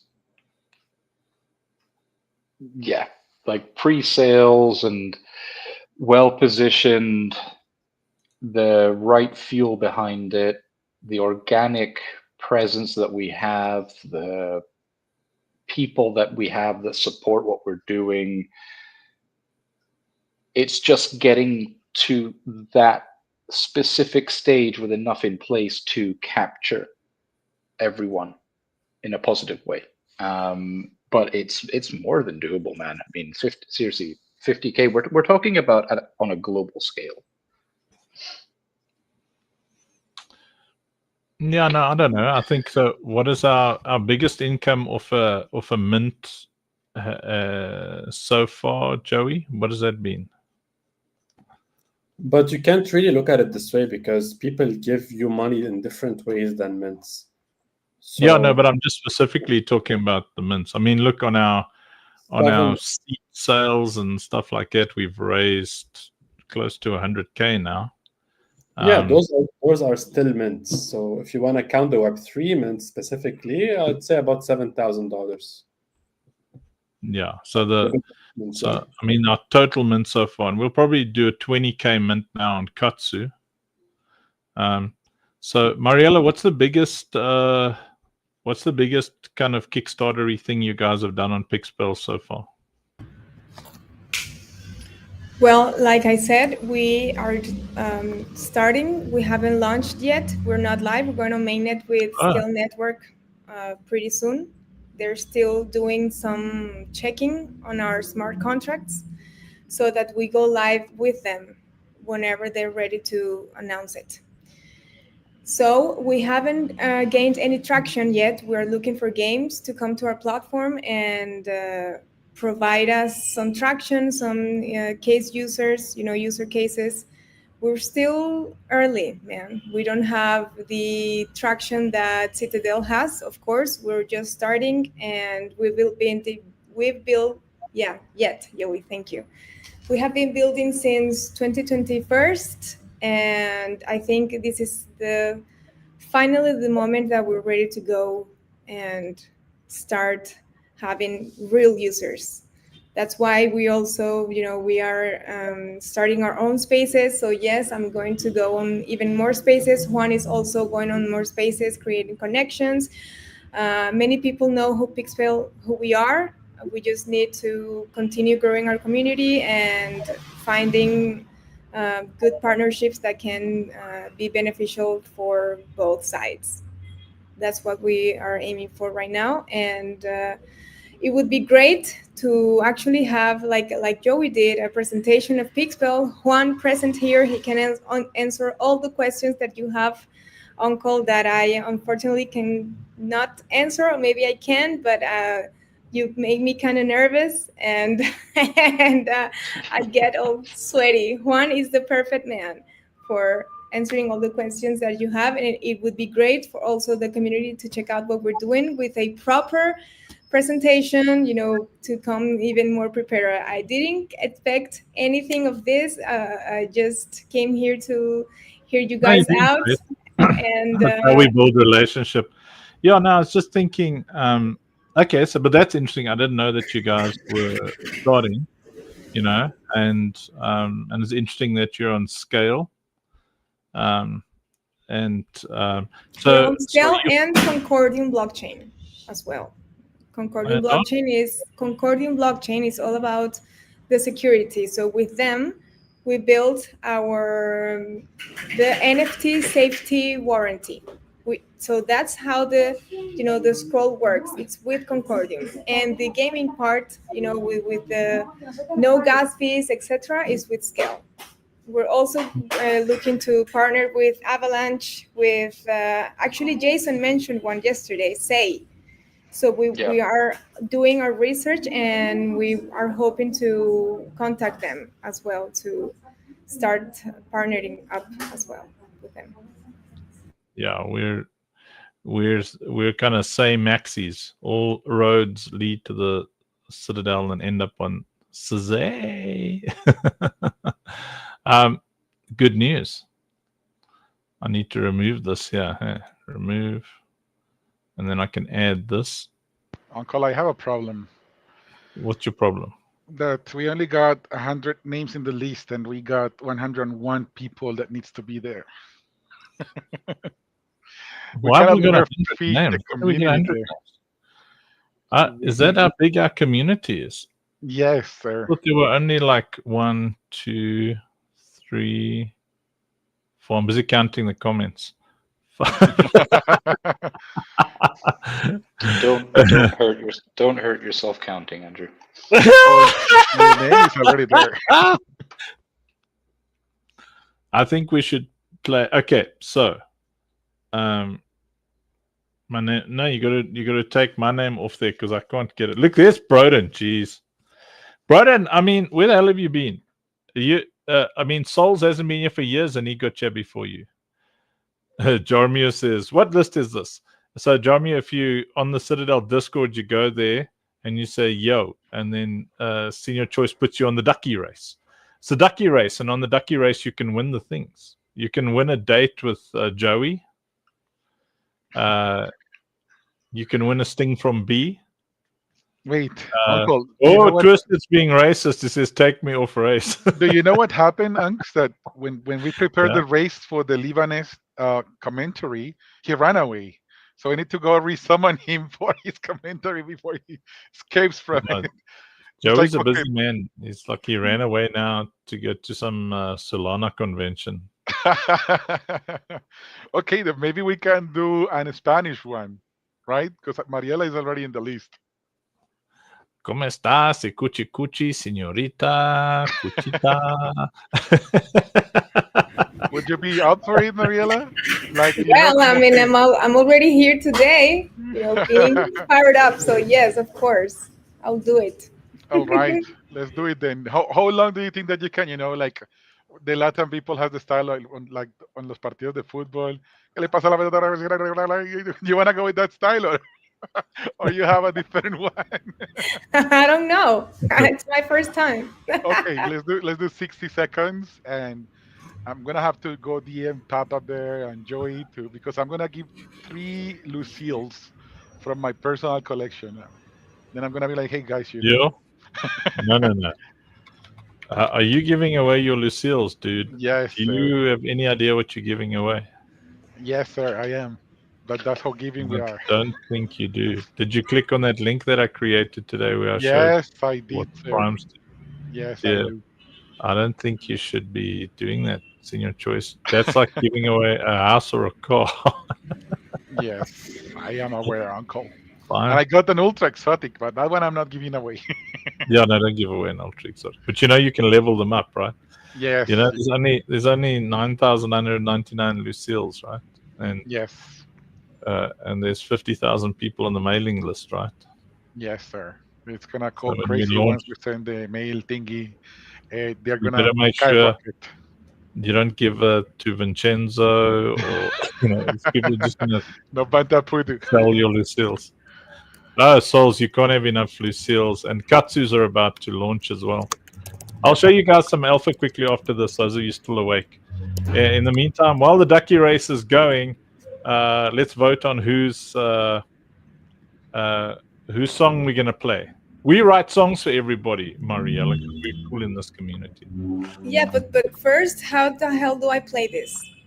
No, he's gonna push play, and you just say what you see on the screen. Yeah, it's commentary. Oh, Oh, okay, I get Wait, it. twisted. You ready? We're throwing you in the deep end here. No, but I'm not going first. I want to see an example first. Okay, so your choice. Dale tú. I'll do it in Well, English. I'll do it in all because right, he's okay. going to do it in Spanish. Okay. En Perfect. Do it in español. or do it in Afrikaans, Funk. Show her how it's done. Yeah. In Afrikaans. No, Yeah, do it in Afrikaans, man. no one will understand a word I'm saying. At least it's That's the like whole point. That's the whole point. It just has Okay. to sound ridiculous. Okay, here we go. Oh, the old time radio. Yeah, we can go. I'm gonna go with the old time radio. Where's my tunes? Yeah, Have it ready. Here we By go. the way, Okay, let me just make sure. No, that's not the old time radio. On These the are meantime, Onks, to let know Mushi and There all we the go. rest that been waiting for some of the NFTs. The towers, like the Lucille's, were already reminted, but the towers are still, like, I believe, waiting for that remint to happen. So Baba Bear kindly requests me not to keep spreading them around because it complicates the things on the remint, and you guys Yes. know what happened. So that's why I'm sacrificing my Lucille's, even though I have towers And to it's- give away, because I want to wait until the towers are fixed to get back to them. Okay. Well, I'm ready. Okay. Dan iemand anders niet. Ek en jy wat weet. Iemand anders nie. Ready, Uncle? Okay, here we go. Pew, pew, pew, pew. Yeah, so now, of course, it's time for the ducky, right? And we will spot it every year. Whoa, Amanda at the bottom there with an Anthonius 5 and a funny little red duck pulling at, well, not ahead, but sort of this, with disgusting. Oh, that's a disgusting name. But Nero at the top there pulling ahead. Mushy, obviously, with that funny little green hat. So cute. Yes. Pulling at Blizz 452, holder of almost 60 million funk. Start to pull back Marcello, mentor of Marcella. At the bottom there, looks like something exciting's happening. Hero, of course, trying to pull a little bit ahead with the duck. Chicken has got a nice little mirror thingy on the head and pulling ahead slightly out over there. Everybody's starting to get all excited in these last 15 seconds of the race. Marcello, it's a no, what is this? Cheetahs coming from the back. Looks like a little bit of steroid and cocaine action there from Venezuela. And there comes Twisted Tinker, Wham Frizzer, and Shizza, Joshua, Gunther. Congratulations. Nice. There you go. You see? Juan. It's only me. Is that It's Only Meets that one? Yes, Hacker. that's the one. Hacker. That means we got to play a song. Stand by. It's Only Meets a song coming up. Juan, just in time for the fun. Welcome, Juan. Thank you, guys. Thank you. Juan, what's up? It's Only Beats was number Juan, and then Juan arrived. Okay, let's have a look here. Juan is Pixel's founder and CEO, by the way. Oh, nice. Yeah. And this is EOM, who just won. We do songs with AI for everybody. The It's Only Meets makes a lot of music for us, and he's an awesome dad and stuff. So we made that in his song. What you were playing? KTV?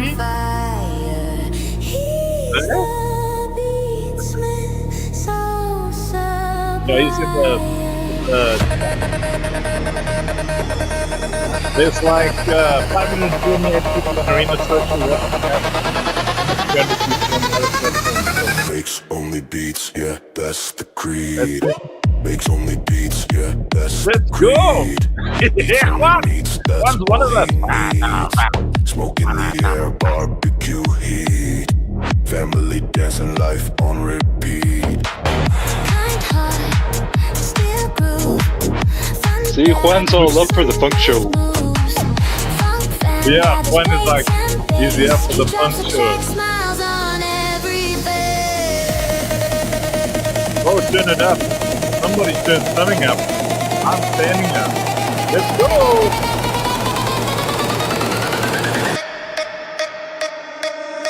Makes only. Woo! Can you believe we can make this with AI, man? Let's go.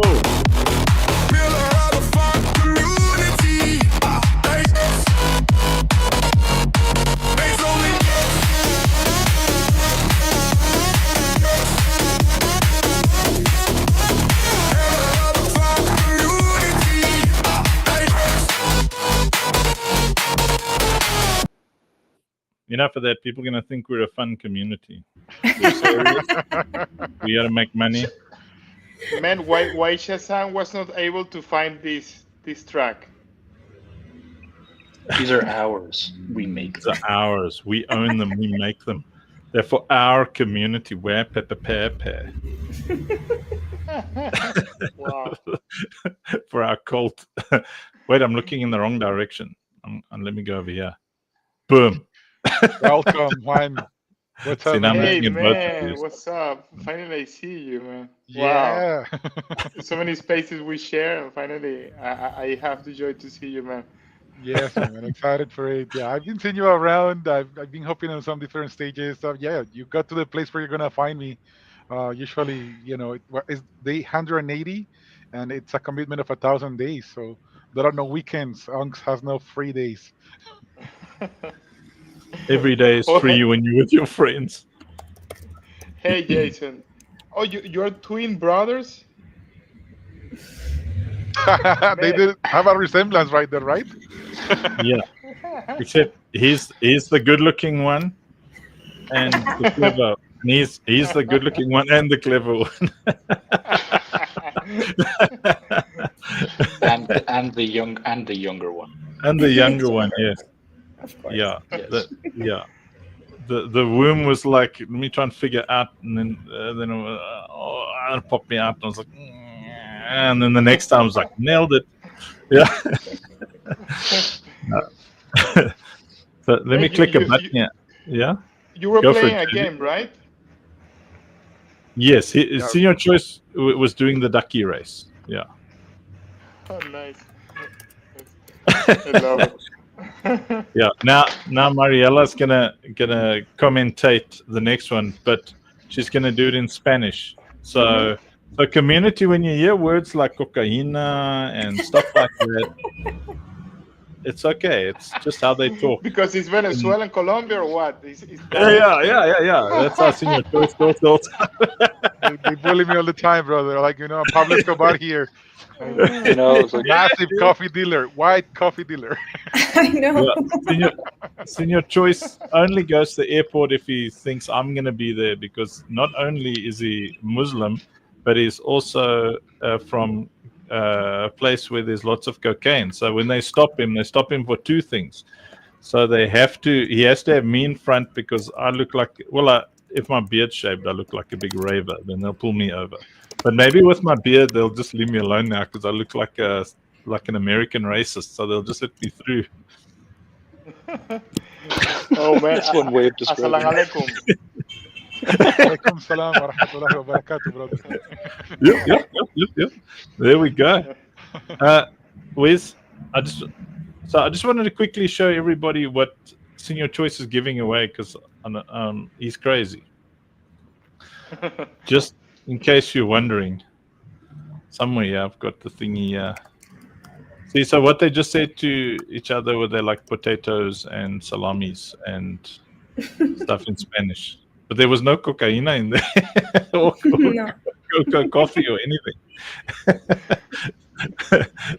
They were like all about the piece of you're God. You're just jealous because sounds like you're selling weapons. Yeah, everything I say in Afrikaans sounds like, South Africans in all the movies.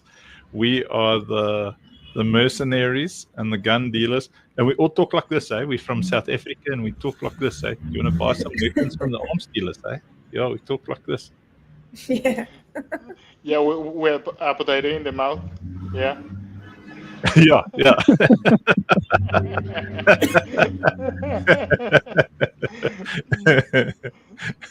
And we always like some South Africans, or I don't know if we are dumb, but we're all represented as big and dumb in every movie. We might be dumb. I don't know. Yeah, man, your accent is like the Irish accent. It's just that it's way more understandable than the Irish. Well, the Irish, they actually don't speak English. They just swear a lot, Wait, Senor Choice, did you just put me in the same bundle as the Irish? No, that was intentional to trigger you. Cabrón.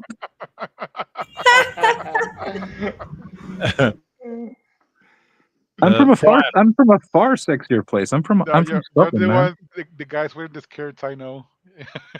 Hey, listen, it takes a real man to look that good in a skirt. Yeah, 100% agree with that.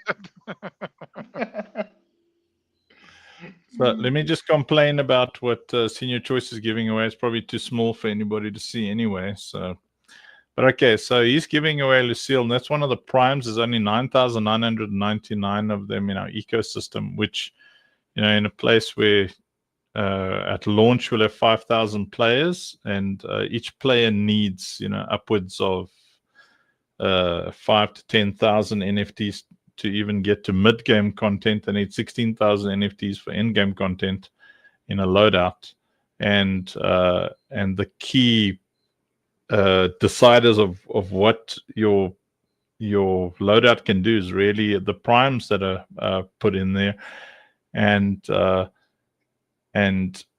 you'll see here that Crispus affects endurance up to, I don't know, maybe I can zoom in on this. Let's have a look. Can I? No? Yes, no? Looks Yes, kind of working. zoomy. Nice. Yep. See, so that's the one over there. I broke something. I broke something again. Ooh, excuse me. I broke the whole presentation, as is Michael. Ooh, bless me. Okay. So, more you guys get to understand the ecosystem. So Crispus, which is coming after Upt, they affect different parts of your build, but Lucille, if you want to be an S tier healer, you're going to need Lucille NFTs, and that's what Senior Choice is giving away. Enhances regeneration, shield multiplies, amplifies courage yield. Amplifies courage yield. Senior Choice, I don't know if you want to be doing this. Yeah, I'm aware, Anx. I know that. No, I have the I've got courage to them. make courage. I've got them to replace. It's fine. Is it okay? Okay. Yeah. Oh, okay. I mean, the man has got children and stuff, and he wants to give away. I mean, he could give away the children instead of the NFTs. No way. Come on. I'm keeping I'm my. just saying. Yeah. So Alrighty. We're going to it's a have bit then much. two Yeah. races on Spanish today. One, is Juan still around or he left? I don't see him anymore.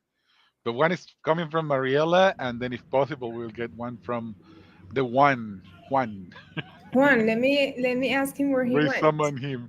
He was like, okay, they're gonna make me narrate the race. Mariela has to do this. No, he without was me. with the warp guys. He's gone back to his warp friends.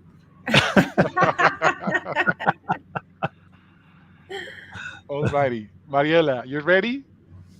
Claro, por supuesto. Okay. Pew, pew, pew, pew. Piu, piu, piu, piu.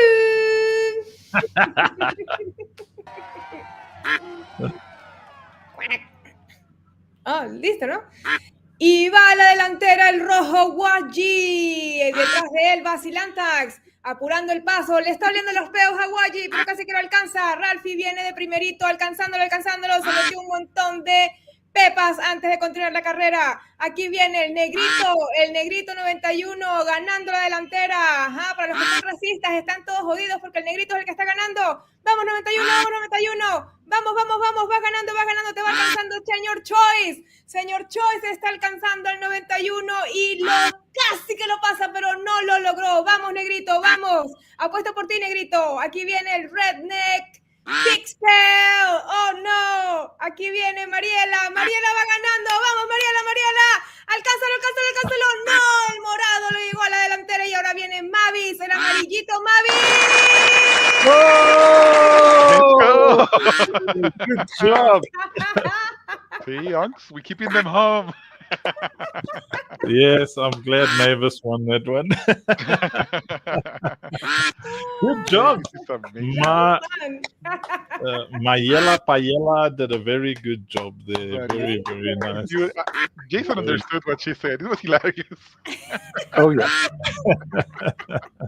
I would just translate a part of it. It was like, Here comes the one behind, smelling the farts of the one in front. Oh, really? Very good. Very, very good. GG. Kudos from all That of the was community. great, man. Mariela, you did That was amazing. good. That was Every good. time you start playing, I left. And Yes, then, oh my Juan. god. You're missing out, man. You're missing out. Why are you Juan, leaving? you have to turn off the audio on the arena and leave it on the streaming. Yeah, so that we don't hear you One twice. on Arena as well. One, just I don't know. I'll just follow one of us, and so we can find you on Arena, and then we'll buy you a ticket. You'll be able to comment. That duck is really loud. It has to duck off. This was fun. I want to do it again. Okay. Very good. Well, there's another race. There is another race. We have the third race of We the can day. we can do a Juan Mariela combo on the commentary. Nice. Juan, are you up to it? Come on. You ready, Juan? Of course. Yeah. Okay. Oh. All right. That's the But way. you have to turn off Look at the... duckies. Yeah, you're echoing still. It might be the ducky that's echoing. Let's see. Let Oh me, yeah, mute the duckies. There we go. There we go. My bad. My bad. Can you hear me? Yes. Yes. Perfect. Yes. Yes. This is for you, community. Yeah. Oh, wow. We're playing again?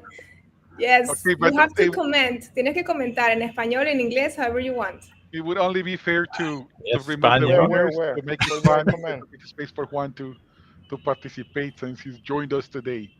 So he's gonna have a chance as well. This is so And fun. Pikachu is gonna be suspended. Let's go with one. Yeah. You can remove Mavis because she just won. Perfect. Let's go for the M. And maybe it's already one, and Eats Only Meat's already won too. Yes. Yes. So one Lucille Day. That's already perfect to keep the doctor away. Yeah, it's Joshua. It's under Joshua. Yep, and let me look. Joshua. Okay, here you go. Josh. Ooh, wow. The Perfect. comments, and the comments are great. All right. You guys ready? Heck yeah. Let's do that in 2 minutes. Oh, well done. We have another name to add today because we have someone participating actively in the chat. Let me edit the list. And I'll put the one that bees like. Yeah, wildflower. Yeah. Perfect. There we go. And let's do 2 minutes. You guys good with 2 minutes?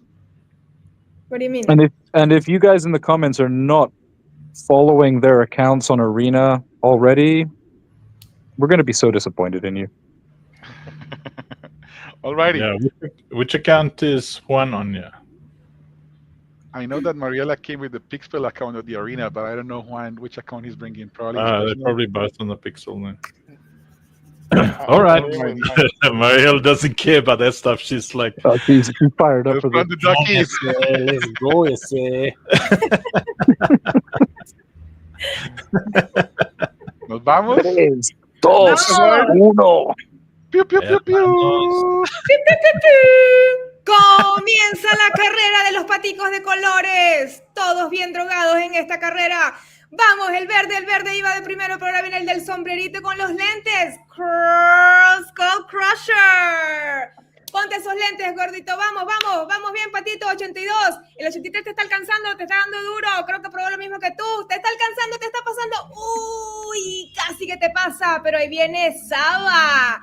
Vamos, Saba, dale con todo, pero viene Chicken, no Chicken, but Chicken. Vamos, 80. Vas de primerito, vas ganando, amigo, vas de primero, vamos, lo que tú te metiste está mejor que lo que se metieron los demás.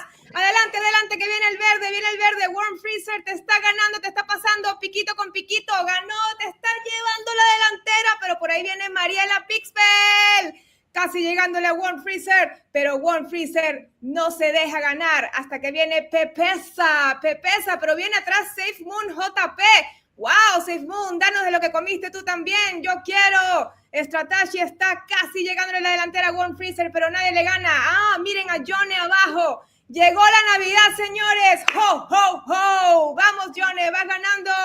Vamos, falta poco. Ahí viene B le está ganando a Johnny. El rojito, el negrito también se ve por ahí. El verdecito, el rojito le está ganando a Marcelo. Pero ahí viene Choco Web 3. Le está ganando la delantera también al negro. El negrito va ganando como la vez pasada. ¡Que vivan los negritos! Vamos, Nurstad. Vas de primerito. Casi te alcanzan. El verde no te llega, el amarillo tampoco. Vamos, negrito. Rooting for you. Tú eres el que está ganando. Ese es el color de piel que es más fuerte en este mundo. No se arruga. Cuando seas viejo no te vas a ver arrugado. Vamos. Dale con todo. Dale, Nurs. Ahí vienen unos cuantos queriendo alcanzarte, pero nadie te va a ganar hasta que te alcanzaron un montón. ¡Wow! Te cansaste, negrito. Vamos a ver quién gana. ¡El rojito!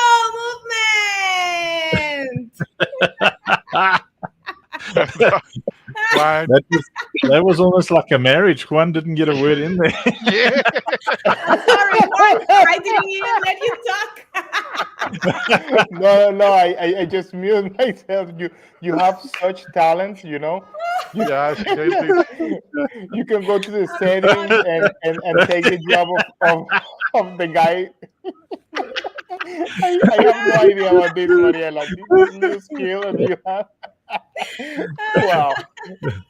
Yeah, she's talent, right? found her calling with the Ducks. Congrats, Movement. That was amazing, guys. Yeah, but I'm like from Solana, and you guys mustn't be so loud, man, because we're louder on Solana. And shout out to Senior Choice, man. We are loud. Latin Americans are loud, man. Yeah, we like it, man. We like loud. We're pretty loud ourselves. It's a very fun, loud community. People think that we are fighting when we are just normal chatting. Having a normal conversation. Yeah. So whose song are we playing now? I think General Kev wanted his song, eh? Mm-hmm. Or someone wanted General Kev's song. Hey, Peaceful. Hello, Mr. Peaceful. Good to see you. I think that you gotta bring the questions to Juan that Mariela was sweating about. Yeah, we're gonna make him sweat now because it's still like daytime. I'm done sweating. I'm done. Let's see. Where's the General Kev tune here, man? Where is it? I need a filing system. Why are you people judging me? You people. My favorite one is definitely the Mush song. Where's General Kev's song? Someone broke it. You need to play mine. Mine's better. Mine. I can't find the general. Let's see. That's a sign. That's a sign. How can Juan join the community? Which community? You're on stage. You're in the community. What he wants to do? What? Join the Arena Social or what? Yeah, the arena. Mm-hmm. Oh, just log in with your. Yeah, you log in with your exactly. So you just follow that link. I think go in with your Mayela account as well. So Juan, go in with that so we can just buy your tickets in case you ever want to come on there without the Pixel account. If you're bored one night, then you just let us know and then we'll buy you tickets and you're able to comment. Okay. Let me see. Where's General Kev? Where? He's in the chat. I see him. I just put like the access link to Arena in the chat there, so you can join with the personal account as well. Great. Thank you, Jason. No worry. Funk, it's a sign. It has to be mine. The sign. Oh, Fine. yeah, Ballad of General Kev. Maybe letter B, Uncle. There it is, the ballad. Thank you. There's the ballad. That was Buddy Key. 3, 4. Who's that legend we're marching for? Kev Barefoot, the man who never needed a boot at all. Once there was a soldier with a camel race dream, camel at his side and a glimmering gleam. Arrow in his knee, still charged the fight, yelled pain is a myth and bit the arrow bite. Squad! Who's that hero with the sunburned toe? Leader old Kev from long ago. What did he eat for 7 nights? 5 grains of rice and pure delight. Barefoot Kev, barefoot Kev marching through the sand again. They say he once defeated 1,000 men with nothing but sarcasm and a camel named Glenn. He stared down armies, told them leave my bow, then tripped on a rock and still kept control. Left, right, right. Barefoot Kev don't need no bite. Left, right, camel stride. Victory tastes like sand and pride. Kings wrote scrolls and bards wrote songs, but none could capture Kev's rice tongues. He built the fortress out of jokes and sweat, then sold the blueprint to the internet. How many warriors did he slay? 1,000 before lunch that day. What did he use, a sword or spear? Just a knee and a smile of fear. Barefoot Kev, the legend true. If he had shoes, we'd all be through. So raise your ice and tap your feet to the barefoot hero no boot could beat. Camel loyal, toe tips tough. General Kev, you've done enough.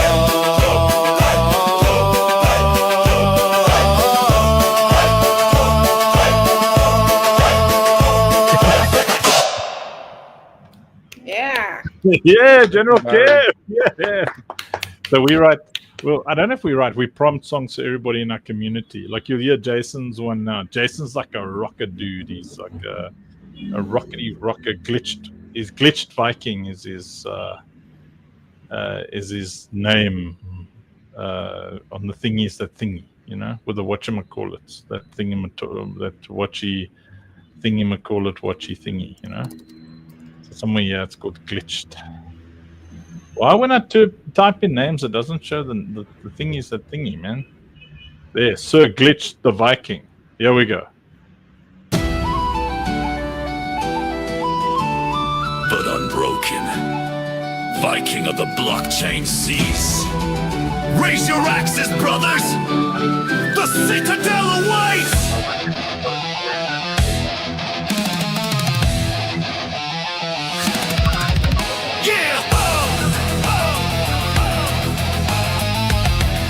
Hey, there's the baby!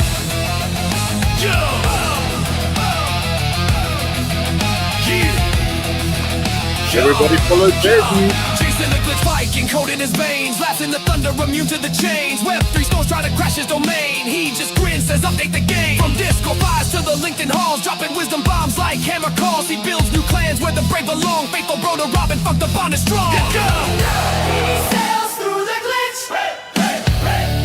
Axis raise, server split. Storm in his chest, lightning crown. The citadel rises. He won't back down. Jason, the glitch Viking. Jason, he won't back down. He's charting routes through venture seas, pitch decks forged with prophecy. VC storms, he rides the wave, turning food to fuel the fearless brave. Grant to grant, he lights the spark across each shore. He leaves his mark from Nordic frost to African sun. He builds till every realm's is one. Picture this. Witchy neon roans ignite behind a shredding solo. The lead line echoes a Viking chant in binary time. Double kick drums blast like war hammers on metal hulls. He sails through the glitch. Hey, hey, hey. Axes raise, server split. Hey, hey, hey. Laughs at the chaos, lightning crown. The citadel's calling. He won't back down. From code to courage, the storm obeys. Glitch Viking forever, clear the waves. From toes to currents, the storm remains. Glitch Viking forever. Feed the faith.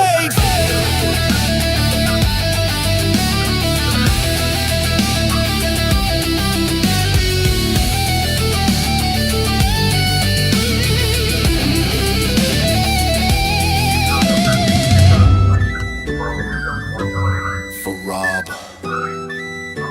For Funk. For every builder who laughs at the storm. Jason sails on.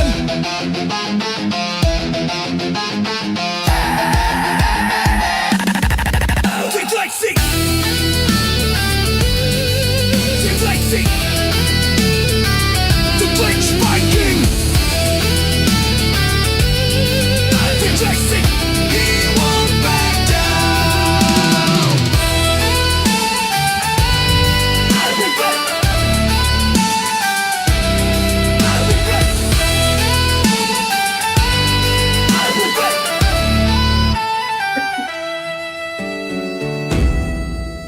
right, we'll be checking to see if you don't follow JV, if you don't follow Pixel, and you don't follow Wildflower, we will throw you out of the community. And if you freshly packed poop in those Ziploc bags from all over the world, and when you open it, it'll still smell like the day it was pooed.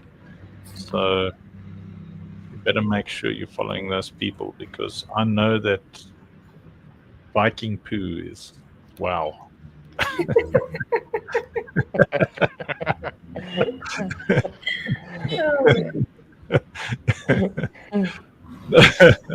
There's Mr. Peaceful. So we write you a song like the third or fourth time that you're on the show, then you get your own song. So it's Mariella's twice time on the show now. Yep. Twicest. How do you spell? More to go. Fewest. Second. Second isn't cool at all. Twicest. I don't want to say second.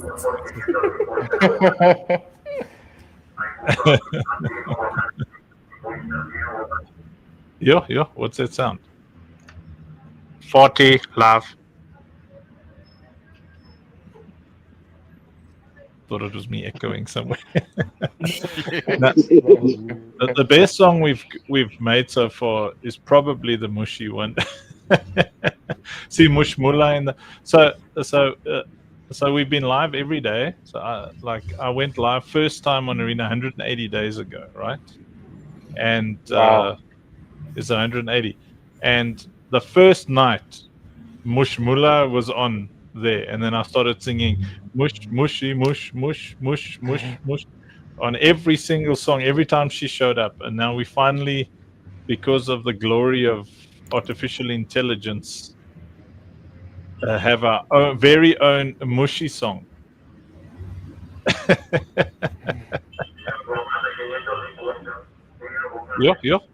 Yo, is that the cops outside there? That's the probably sellers in the street. Venezuela and Colombia is very similar. Yeah. Ladies and gentlemen, it's time for some mushy mush mush. Yeah, she's in Serbia, in loaded elephant park. Smile right or get cropped out. Now the funk fam knows it's mush mullah time. Mush mushy mush mush mush. Yo, JB, Paper elephant rolling to the groove. Hey.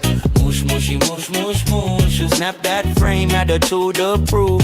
You shall be kind, stay cool or your food ain't mush mullah. Don't play with the root bed. Mush mushy mush mush mush. Yeah, say it proud. Funk fam love got the whole world loud. Click flash, she captures your soul up. Real talk, real art, she's in control. Serbian queen with a coffee in hand. Girl, shooting truth in the promised land. She don't fake smile, she makes them real neck. Every photo tells how love can feel, but test her patience. Come with hate, she'll eat you raw, clean her plate. Mush mushy mush mush mush. Camera flash, kindness in the frame.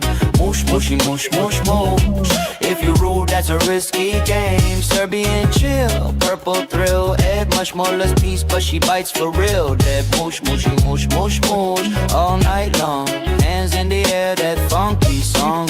Rolling through Belgrade, light just right there. She added kindness into every night. Photographer, dreamer, vibe set queen. Purple elephant rolling clean. She feeds the soul, not the hype, but cross her line, you the next type. No filter for fools, no love for fake. Only real hearts make the frame she'll take. Mush mushy mush mush mush. Every click's a vibe, every shot a truth. She's the root, feeds the real. That's the mush mullah meal.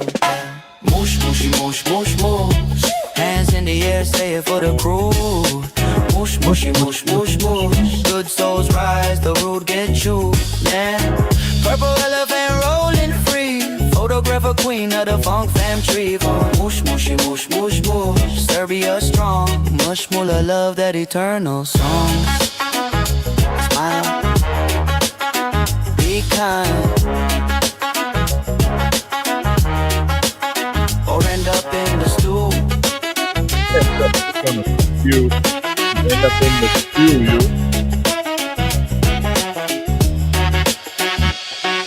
Smile. Be kind. Or end up up in the stew. Yes. See, so Mushmula and I are cannibals. We don't eat clowns because they taste funny. We only eat rude people.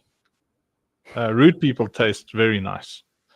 Narcissists are great because if you stick them, narcissists are horrible. But if you put them in a room, you lock them in there, and then you just feed them nachos. They're only allowed to eat nachos, and then they taste like narcissists. Okay. That's sad, man. That's bad. That's not good.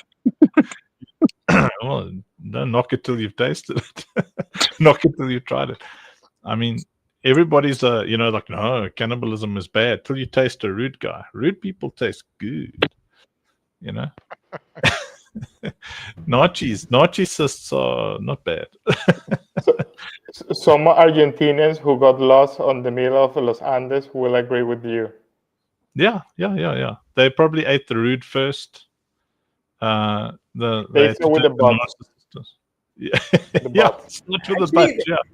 There was a Venezuelan guy who ate people. His name was Dorangel or something like that, Juan, right? Yeah, Dorangel. Yeah. Yeah, very famous. Yeah. He was famous cannibalist. Cannibal. Yeah. How do you say it? Cannibal? Yeah, cannibal from the 90s. Yes. Yeah, I'm a big fan of, you've just got to put the rude people into the stew. Mushi cooks them. She can freeze them and send them all over the world if you want to taste some. Like there's a dish called Rudy. But okay, so we've got Juan up here, and Juan can answer some of the pressing questions about the pixel people. So the pixel people, are those like the short people of South America? Pixel, Uncle Funk. The pixel, not the pixel. people. The Pixpel. So why Pixpel? Why the name Pixpel? Because it's okay. I know. This name came a long time ago. I was thinking about creating a business. I think I was 17 years old, and we saw one lady making photocopies. 17. That's like last year. Yeah, it was long time ago. And this lady was taking photocopies, and I told one of my friends, man, that lady is earning a lot of money with those copies, because she was the only one who do photocopies in front of a government institution, and she was always on that machine, and we was drinking a coffee. Yeah, let's make a business of that. And I told her, yeah, but they want to make also edit digital things, stuff like that. Okay, so which name we can put for our company? I wanted to say pixels, and he said no, you have to be related with paper. So because paper is papel in Spanish, so we put it together, Pixpel, and we opened the company in 2000. I think 2000. Oh. It was in 2009, 2010, around that. Yeah, but it happened that actually this company, I started importing BlackBerry spare parts from China to Venezuela, and Mariela worked there with me. Yeah. Back in 2011. Yeah, a long time ago. Yeah, and that name was always here, here in our heart. I actually have the two here of Pixpel. And wow, so you stuck to your guns. Yes. Yeah. That's amazing. So, so your goal is to have a Web3 Kickstarter. Yes, like that same escrow system. Yeah, it's all about the smart contract. All about that. It's all about tech. No middlemen, no people who are, gating or, the corrupted people between. If this project is going to raise funds or this project is not going to raise funds. So no. Let's bring all this to the community, and the community choose. Let's move liquidity to community. Yeah. Move liquidity to community. So now, okay. So you've just started building. You haven't done a raise yet. The launchpad is about to launch. Is that right? That's what we understand. Yeah, actually, we are we're deploying on mainnet. This smart contract have 40 checks. We have 3 joint smart contract, and we start deploying Monday the launchpad on the Scale. The Scale is, we're part of the Scale ecosystem, and they are auditing the smart contract. They are telling us, take this out, move this, move that. So we haven't finished yet. We're testing with them. So yeah, I hope that by next week it will be live on the Scale mainnet. But we are on testnet right now. People can join, can create a rocket, can do whatever they want. Well, having the only game on Web3.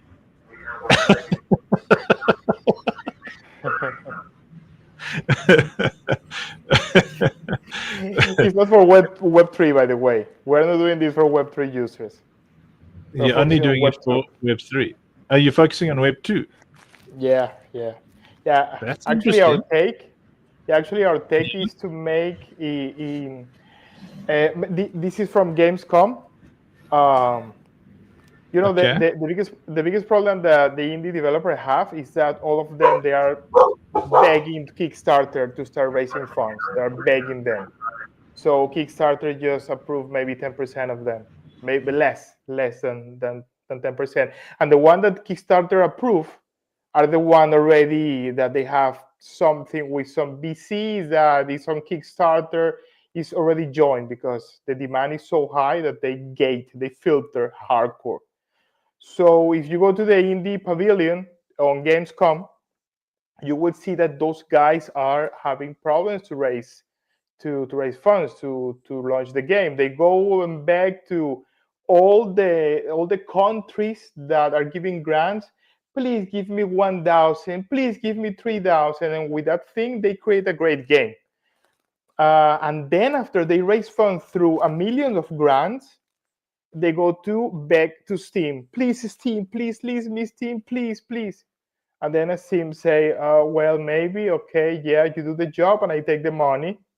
This is the business model of Steam. So I know that these guys, this platform, Steam and Kickstarter, they start doing a great job, but so far they are handling too many billions of dollars. We're talking about Steam in this. The previous quarter of the year, Steam got $8.4 billion in revenue. Steam. So this is insane. It's $8.4 billion. One platform is insane. Kickstarter handled $2.5 billion per year. So it's like, okay, yeah, you're doing a great job, but you need to give a space to other people. So this is the real situation, the serious situation that is happening, and this ends on creativity lost. Man, FIFA is on the 40 edition, and it's the same thing. What is the reason of that? Because they don't let other cool sport games come to the spotlight. And the same happened with Assassin's Creed number 1000, God of War number 20. They are doing the same old thing because they know how to squeeze money from the people, all the gacha games. But there are a lot of indie games there that don't have the spotlight that they deserve because they don't have the money, because they don't have the exposure. And our goal is to give them the chance to raise money, at least through community. And the way to do it through community is like you come to Pixpel, you create a rocket, you have to do the KYB, you need to be a serious person that have a company that want to provide something, and you put the milestones, and this milestone will be related to the vesting. Because as a developer, you will receive the money that your community is investing on you through vesting. Every month, you will receive the money that you raise. If you raise $1 million, and you, because even the own developer create the whole rocket through the smart contract, the developer will add, okay, so I want to raise $100,000 and I will receive $10,000 per month. And he published that offer, and people start like raising funds, and then he will start getting the funds every month. Every month he will get the fund. If he's not delivering, community just say, you know what, you're not delivering. We vote through a DAO, and if the votation go, the whole rocket go backwards, and the rest of the money go back to the people who the person who invests on this rocket. And it's all about the smart contract. It's everything on chain. Yeah, you can go to pixpro.io and you will see the documents and the smart contract and the legal things. Everything is an agreement between the developer, and it's an agreement between the contributor, the one who support the game. All tech. Do you have a community yet? Like, so because are we bringing our investors to you? Like, so we're bringing our community to you, or is there already is there a community? So I think, that's most of Web3. Our concern is always you bring your community somewhere and then they get turned into exit liquidity. They get used by, like, we keep our community very safe. Like the Citadel ecosystem is very safe. We communicate every day what's happening. So something like Pixpel, like, do you have a strategy there where you're helping with the heavy lifting, or is that completely up to the community that wants to raise? Do they come in there and have to do all the work, bring in all the community, so that potentially other people would then be able to vulture on your community? You know what I'm saying? Like, do you have things in place to keep communities safe from other communities? Well, we start building the community, I believe, a few months ago. That we start harder on this, on the space and everything, and because we focus mostly on the tech side. We offer a product, and this product is something that the community, every community, including yours, which thank you very much for inviting me. It's beautiful. It's very fun, by the way. They can choose which game they want to invest on it. Actually, the platform serves as a demand and offer. So the offer comes from independent developer that want to start raising funds. So he joined to the rocket and he created a rocket. He joined to Pixpel Launch, but he created a rocket and the rocket get public. Then you got the demand, which are the players, the contributors to this rocket. And so they will evaluate, they will see the game, they will see the visual, because we have the game lobby where they can see what the game have to offer. And they decide to contribute to this rocket. So what we bring is a tool that will give the possibility to independent developers to raise funds without gating, and to players, contributors to contribute the little part to that game that they like, that game that is potentially a good game, and they get the token. Since everything is based on the token itself, that there is a connection that they will have, that it will connect them. And if the developer don't deliver, the community can vote against that. Yeah, they start a votation. Yeah, I think so. Jason, are you there? He's getting a coffee. Yes, I am. Oh, you're busy getting your coffee.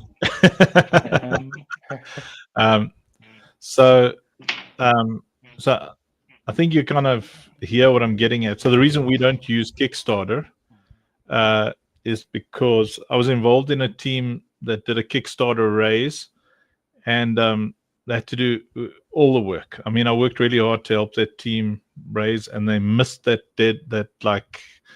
Kickstarter, you have to reach a certain threshold, otherwise you lose. And they missed it. They had like 5% to go or something. And Kickstarter helped them nothing.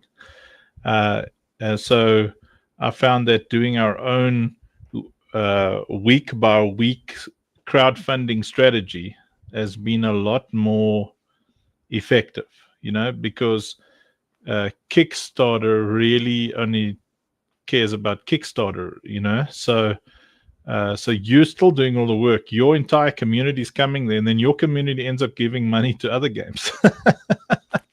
Now you've worked so hard to bring your community there, and so the big question, in Web3, everything is extractive, one end to the other. It's even more extractive than Web 2. Web 2 is like super extractive in its own way, but it's top-down extractive. It's like everything's a pyramid scheme in Web 2. So in Web 3, we'd like things to be less pyramidy. It's all about the community, right? So you work hard, you build a community, you bring your community to Pixpel. Now the question is there another community waiting there? Is Pixpel inviting other communities to invest as well? Or is it the same kind of vibe where we do all the work and it's just a tool? So it's just a tool that really favors the investor more than the developer, because the developer is doing all the work. So the investor, you know what I'm saying? So does this keep the investor safe from the developer, and the only thing really in it for the developer is a fundraising? I got you, man.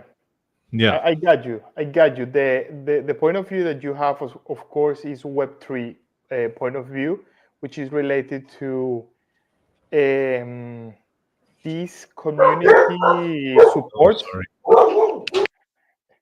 This community support that basically is the one who push the project up, and this is very particular from Web3. That the community is the one that push the project up. In Web 2, this rarely happens. So what we're trying to do is to mix these two worlds. The Web 2 world, which is isolated and depends on Kickstarter and VCs, institutional VCs, grant, etc., and the world of Web3, which have the diamond of the community. So right now we're starting. So it's an open platform that everyone can join, and they pass the KYB and the KYC, and the rocket will be there. And this all is all automatic. We are not gating anything. We just keep everything in our file in order, so if something happens, we have the tools to protect the people who are being affected. The key point of the community interaction is not, it's not that we are giving all the work to the developer. No, we're giving to a developer one tool to have exposure to communities, to your community and to other communities that also know what we're offering on the meantime, because we're starting right now. So will be communities that will come here and say, okay, well, let's see what games Pixpel have. And they can have the certainty that they're investing everything on chain, everything decentralized, are contributing onto a game that it could give them something, not just a mug and a shirt like Kickstarter does. Because this is the thing, that this is what Kickstarter gives you if you contribute into a project. So we give them the choice, the chance to have tokens. So now the work of the developer is to, okay, you're putting your token there and make that token to give value to that community, to those people that are contributing on you. So you are the one who have to be creative enough to put that token to, for different things like early access or NFTs, etc. But our tool is to connect two worlds that are Web 2 and Web 3 using the blockchain technology and the community power. So that leads me to our question is, we're in the process of building our own internal Kickstarter function on the Citadel. So the Citadel is a place for many games to come, and because our flagship game, I don't know if you've seen it yet, Operation Safe Place. I'll show a video now. And, is the first one we're building. Then we're building a lot of others, and then we will also have kind of a Kickstarter thing. So I thought today, instead of us having to build a thing from scratch, if we had something like Pixpil as an internal launch platform within our platform. Because I don't trust Web3. I don't like Web3. I don't trust anybody in Web3. I think they're all devils, demons, vultures, scumbags, hackers, scammers, because literally, they're all Banta Pudu. Banta Pudu. And our CEO, Rob, as well. He's like, we're hardliners because we go get some food. Get some paella, Mariela. I will. I think I'm gonna get a beer. Or you can eat the beer, yeah. I'll eat a beer. Yeah. Yeah, so we just we have very serious trust issues with all of Web3. So and I think a lot of the larger communities have the same thing, because our question would be, does Pixpil have a strategy where you can actually serve individual communities and keep them safe? Because this is what the other guys do. They see you're building on something, and then they'll go after your database. They'll go after everybody who's doing anything there. Fine, souls, just leave us then. Fine. But next time you come, we're running your song, bro. Souls is leaving it. So yeah, you get where I'm going. There's they go through the whole database, they trawl it, then they DM all your people, they scam them, they rip them apart. So do you have mechanisms for that, or is this the first time you're having a discussion like this from a paranoid developer? I was working on the healthcare sector many years ago, and because I started playing play to earn games, I got a scam. I lost like $30,000 in a game. Woo! This Vietnamese got all the money and disappeared. I was Crypto Cities. They got $75 million. They disappear, and the community start hunting them on Discord. And man, they got some of them. They got the CMO, and they hit that woman, and they got videos of her being hit. They say, "What the fuck is happening? I don't want to see any of this." And they found the CEO, and the CEO, with all the money that he got, he hired gangs to defend him. So the people approach with the camera. Hey, you get the money, and the gangs. Okay, yeah, come here. With knife. Yeah. What do you want to do? So man, it was a total crazy things at 2021, 2022, where Axie Infinity and all these play-to-earn games have started. Man, and I feel so angry about this thing that I start. I create a NFT warranty smart contract, and we got an award from Concordia Blockchain, and I was still working, in my company. It was a pretty good job, it was a peaceful job. Yes. And then I say, no, fuck no. I'm going to get further on this. So this blockchain, they told me. Not potty mouth. We're streaming to a lot of family platforms as well. So. Okay. So I keep going. I keep going on this. I keep building that, and finally I quit my job, and I start doing this focus on security. And one of the things that we realize on the developer side, on the technical side, is the backends are built to be hacked. This is what backends are for. Yeah. But if you create decentralized, it's almost impossible to be hacked, because It's difficult. There are some glitches, there are some mistakes that the smart contract have, but it's not like you have a back end on AWS that they can get there and they can get everything you have.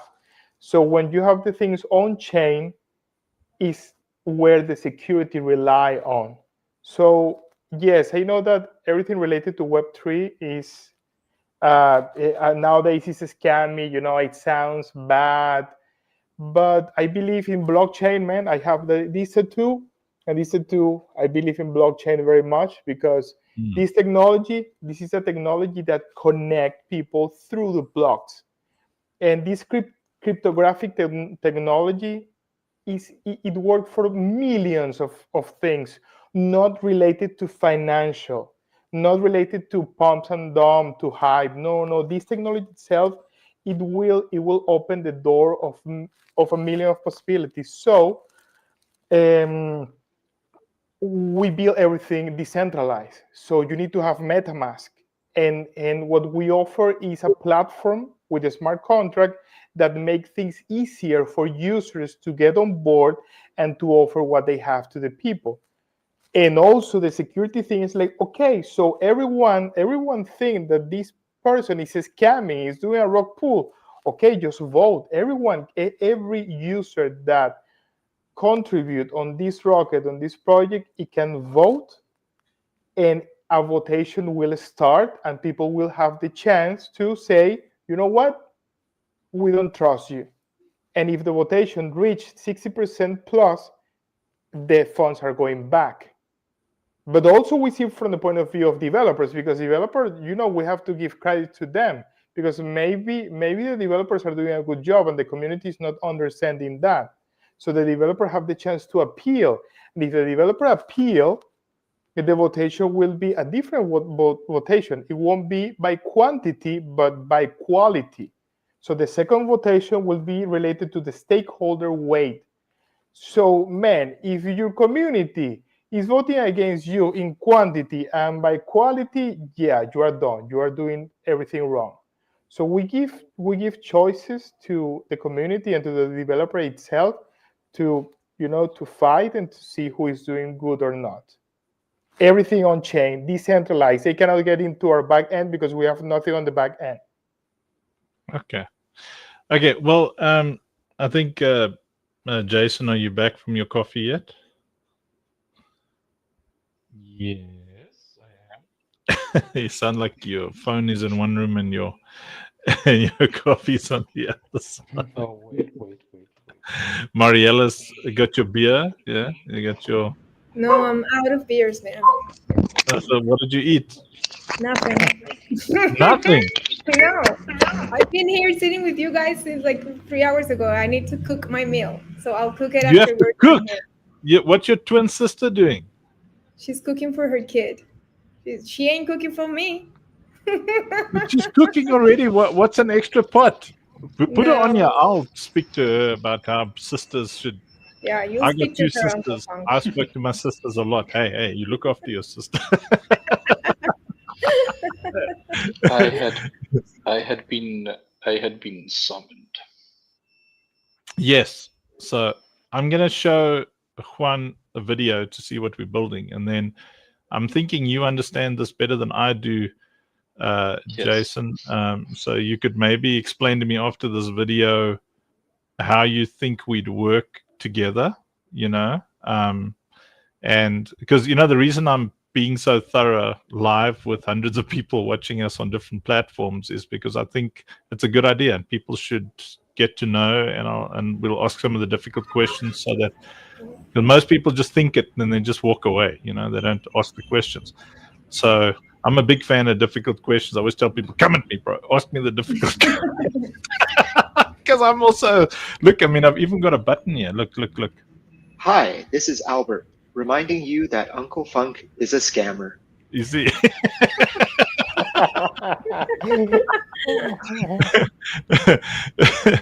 No, never forget the...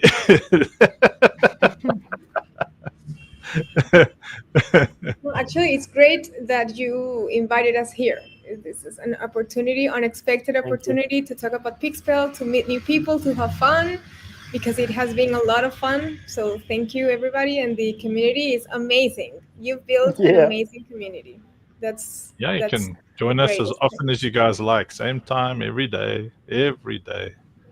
Okay, so here, this was our wish list announcement, and it'll give you an idea. You'll see we're actually building a real game. Listen, dog, I will drop you off at the Chinese shop, and you will end up being somebody's food. All right, here we go. You don't close a rip. You hold it back until someone can extract the civilians. Then you wait for a prime or a soulbound.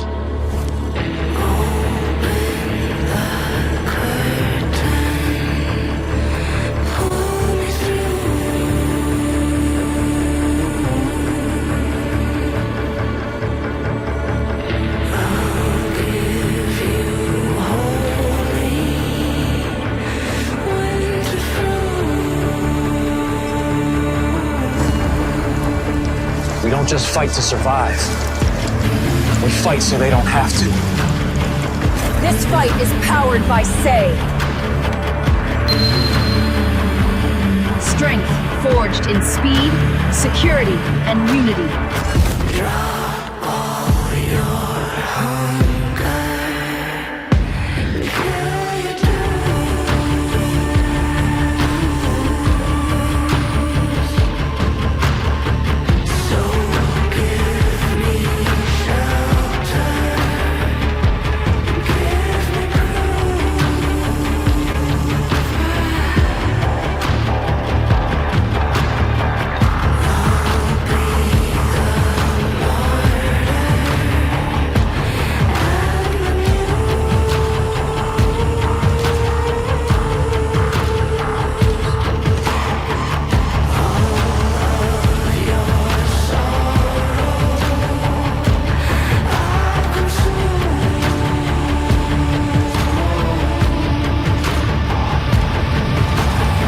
As a young boy, I had this fantasy, this dream, that I could one day become this warrior who had the power to change things in this world, to set right the injustice, to defend the weak, the innocent. But you don't really get those opportunities. We aren't running around without shirts, wearing skins and stuff like that anymore.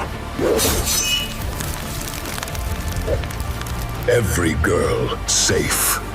One place where we can become those heroes is in stories and games. And we said, let us put everything we love about gaming into one game. Let us tell a story that we would have loved to be a part of. Let us tell a story that resonates with who we are and create characters who we could have been if we were in that world. And so we built Operation Safe Place Defense. Join us now. Claim your place. Wishlist on Epic Games today.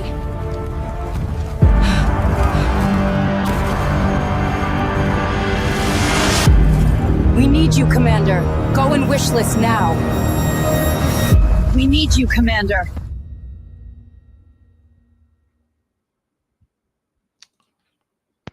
Powerful.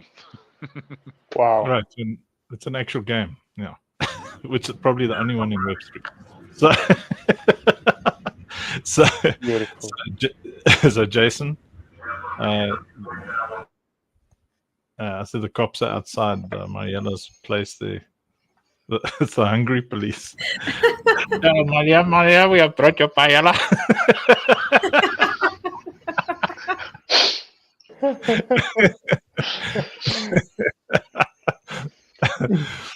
All right, Jason, how would we work with these guys? What have you seen so far that you think is of use? I think we've got pretty much everything you need for a great crowdfunding campaign. The packs are already, the stuff is there. People can actually see what we're building.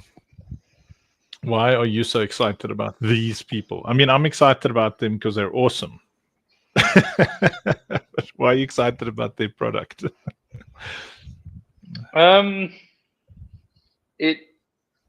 it solves one of the biggest issues, which is the underhanded scammery that goes on in Web3 launchpads. So platforms like, good God, what's the name I'm looking for here? Man, I have Spores. Spores, for example. There's a lot of launchpads that, there's a lot of great launchpads that, we're in touch with as well. But, you've then got other launchpads like Spores that will promise you the world. But the way they get you, and especially in GameFi, it's like one of the most delicate ones, because building a game isn't the same thing as building a DeFi platform that you can create in half an hour, utilizing and just making a copy of an existing platform. And what they do is you go to raise funds, you pay an upfront fee, then you've got a marketing fee that you end up paying so that they give you access to their KOLs.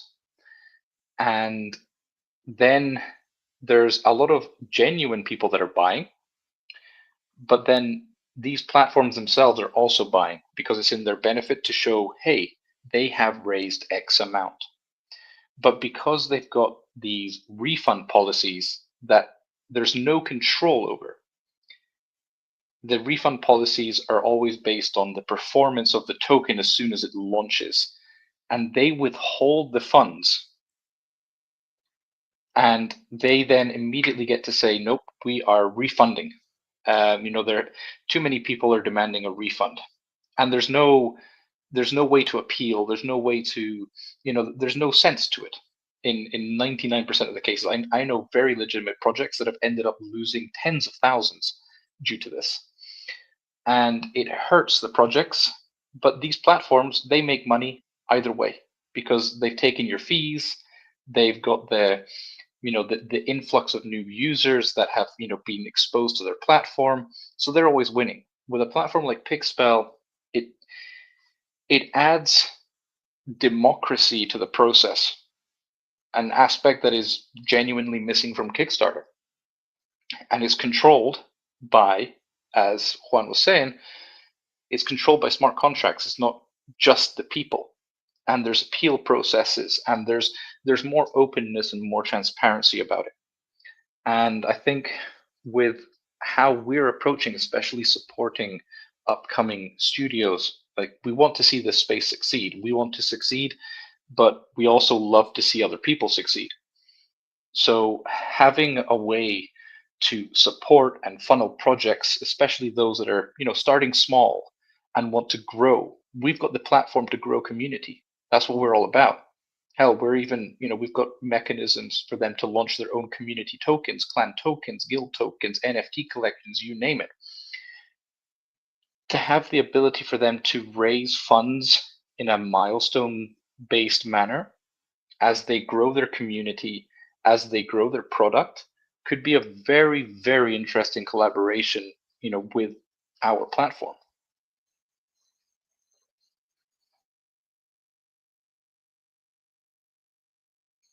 What I meant was, I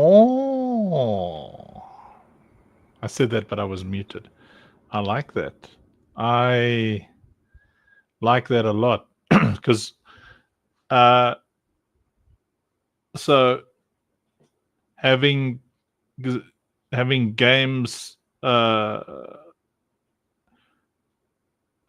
building in public, that's a great way to really increase the interest.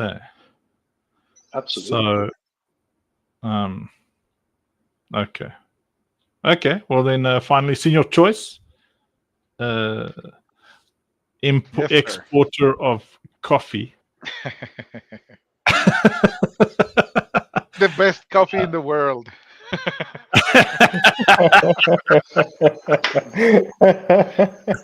El cafelito que te despierta. Once you have this coffee, man, If you're a ducky, you're gonna be first. Cachapas is a Venezuelan food made of corn. Who said that, Mariela? But why are you talking like that? I don't talk like that. I talk like that. They say, when I come out of prison, I'm going to make myself some capillas. Cachapas, cachapas.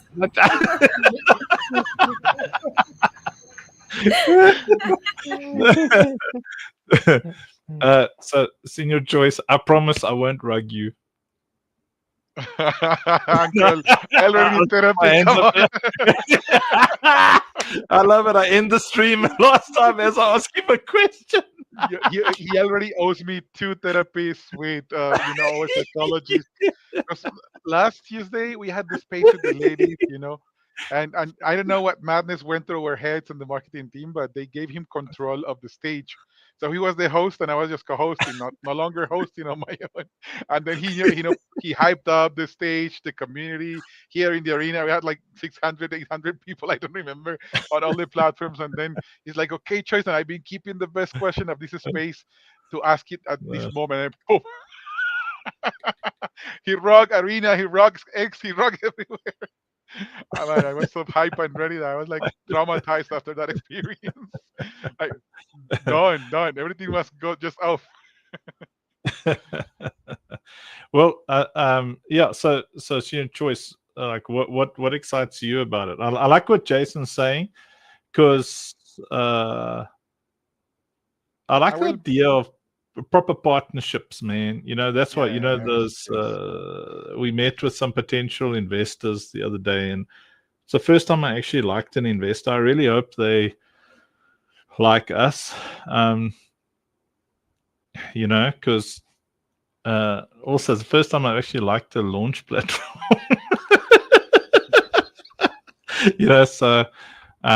So the question here is, like, what do you like? Because we've all spoken to hundreds of launch platforms and whatever.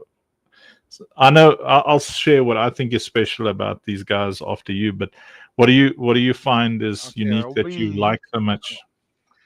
Number one, it's the fact that they come to the space with good intentions, with the intention of protecting community. And for me, that is crucial for this space to thrive. We are all tired of the Banta Pudu, Ruggery Rocks, and people getting scammed over and over and over again. And they're using the tech for the right reasons, right? They're building a transparency layer that is going to protect the end user, which is something that we desperately need in this space. And they are establishing the strategies to keep community safe through the voting systems without protecting the developer. That it's, for me, a product that has a very good value proposition. And second, well, they are brother country, they're Latin power. They got excellent vibes, and you know how I build my network. It's like I always do the betting on people, like jumping on the calls and feeling the energy, the vibes. And there's people that right from the first moment you're like, no, this is not the person I want to work with. This is not the partnership that I want to execute. This is a person that is only looking after him or herself and wants nothing to do with helping others, but just filling their pockets. And I never got those vibes either with Juan or with Mariela or with anybody within the Pixpel platform and community. He's been grinding for long. He's been paying the price, and he's been putting in the efforts, and he hasn't surrendered. So that's something that I also value, right? We want people that knows no failure, that failure is not part of the vocabulary. And regardless of market conditions, he's been showing up. And even though he's at very early stages, he's pulling in the hours, he's bringing the team together, and he's traveling and going to places and trying to push on the right way. So for me, that's a fit. That's I don't chase partnerships on, hey, just let's make an announcement and then we do nothing. Just like, yeah, it's marketing. People is gonna like, my community is gonna be exposed to your community, and your community is gonna be exposed to mine, and that's it. And then it was just an announcement on X, and nothing else happened. I don't chase that type of partnership. I do want partnerships that are going to be benefiting both communities. So I always go by the win-win rule that Mariela mentioned earlier. Like, They get something from us, we get something from them. We both grow together. I like it when our head of community gets like little. That's his version of angry. You know, that's the angriest I've heard in your choice. There's like a slight change in inflection. I don't just, I don't. He just never gets angry. That's as bad as I get here. Yeah, I like the so with the Citadel, our vision is to create 1,000 millionaires.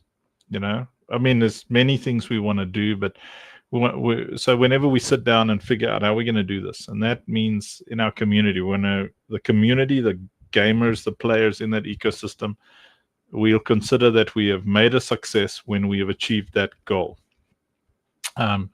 So it's not as difficult as you think once you get through the very difficult 5 to 7 year, not no more than that, beats minimum. There's an Archie backhand. Transport you back to your childhood.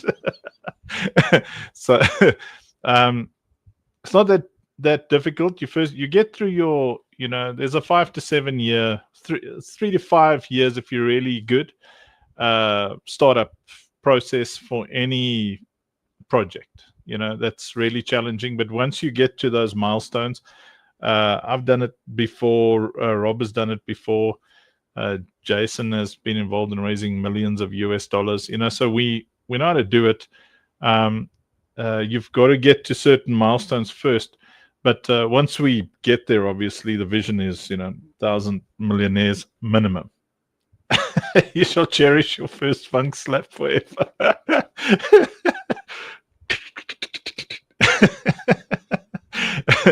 So yeah, that's a general care, solid, consistent. So that being our vision, the core of it is the founder funnel, and having, like, we believe in people being up on stage, chatting about their vision, people getting to them on a personal level, connecting heart to heart, vision to vision. So if you've got this cool platform that helps people raise what they need to make their dreams come true and keeps the people that they're raising from safe in case they're either incompetent or malevolent, that's amazing. Plus, the Citadel itself, we're building a platform where clans can create their own NFTs and their own tokens, but also their own mini games within the ecosystem. So I'm sure you've seen Ready Player One. Did you watch it in Spanish or in English? English, of course. So they weren't like El Cuchi Cuchi, Cocaína. I'm going to dream with those words, man. Does that to me every day, guys. Get used to it. La Chaquita Cocaína.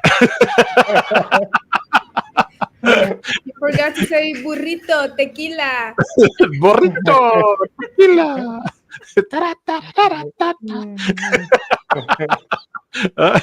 I found out the other day from a Venezuelan friend of mine, one of the devs, that La Cucaracha is about cockroaches.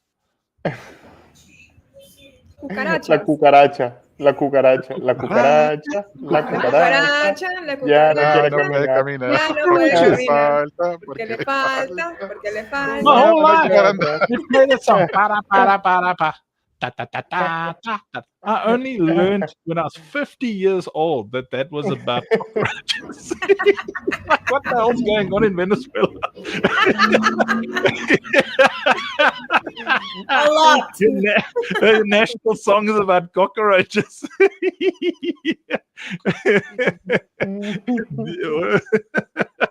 All right. So what's important for us is, like, I like the idea of a partnership like this, and I don't know. We'll see where it goes. I mean, you guys just jumped on stage Mario for 3 hours.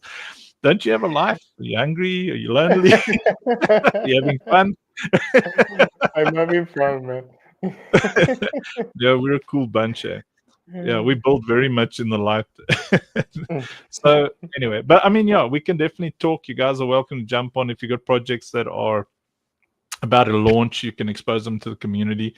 And we certainly want to talk about, which projects might enjoy being in our kind of Ready Player One ecosystem, So we're not like the Warp ecosystem where they actually find the money, they go out and find the money. A bunch of us were co-founders of Warp, eh? Oh, really? Okay. Yeah. But they went in a more financial direction, and we're more like very game focused. We're like super duper game focused. We're the in the trenches indies. We're the ones that believe in that community side. Yeah, I was in a Warp. Streamer. Yeah. See, Mariella's letting her hair down and stuff. Next, she's gonna start singing. I am. Shakira. I don't know. Shakira is from Colombia, man. You gotta do some research, man. Well, in your choices, I was pointing in the right directions. Yeah, you got it right. Mush. Anyway, yeah, I guess we'll talk a lot more. You guys are welcome to swing by, and thank you.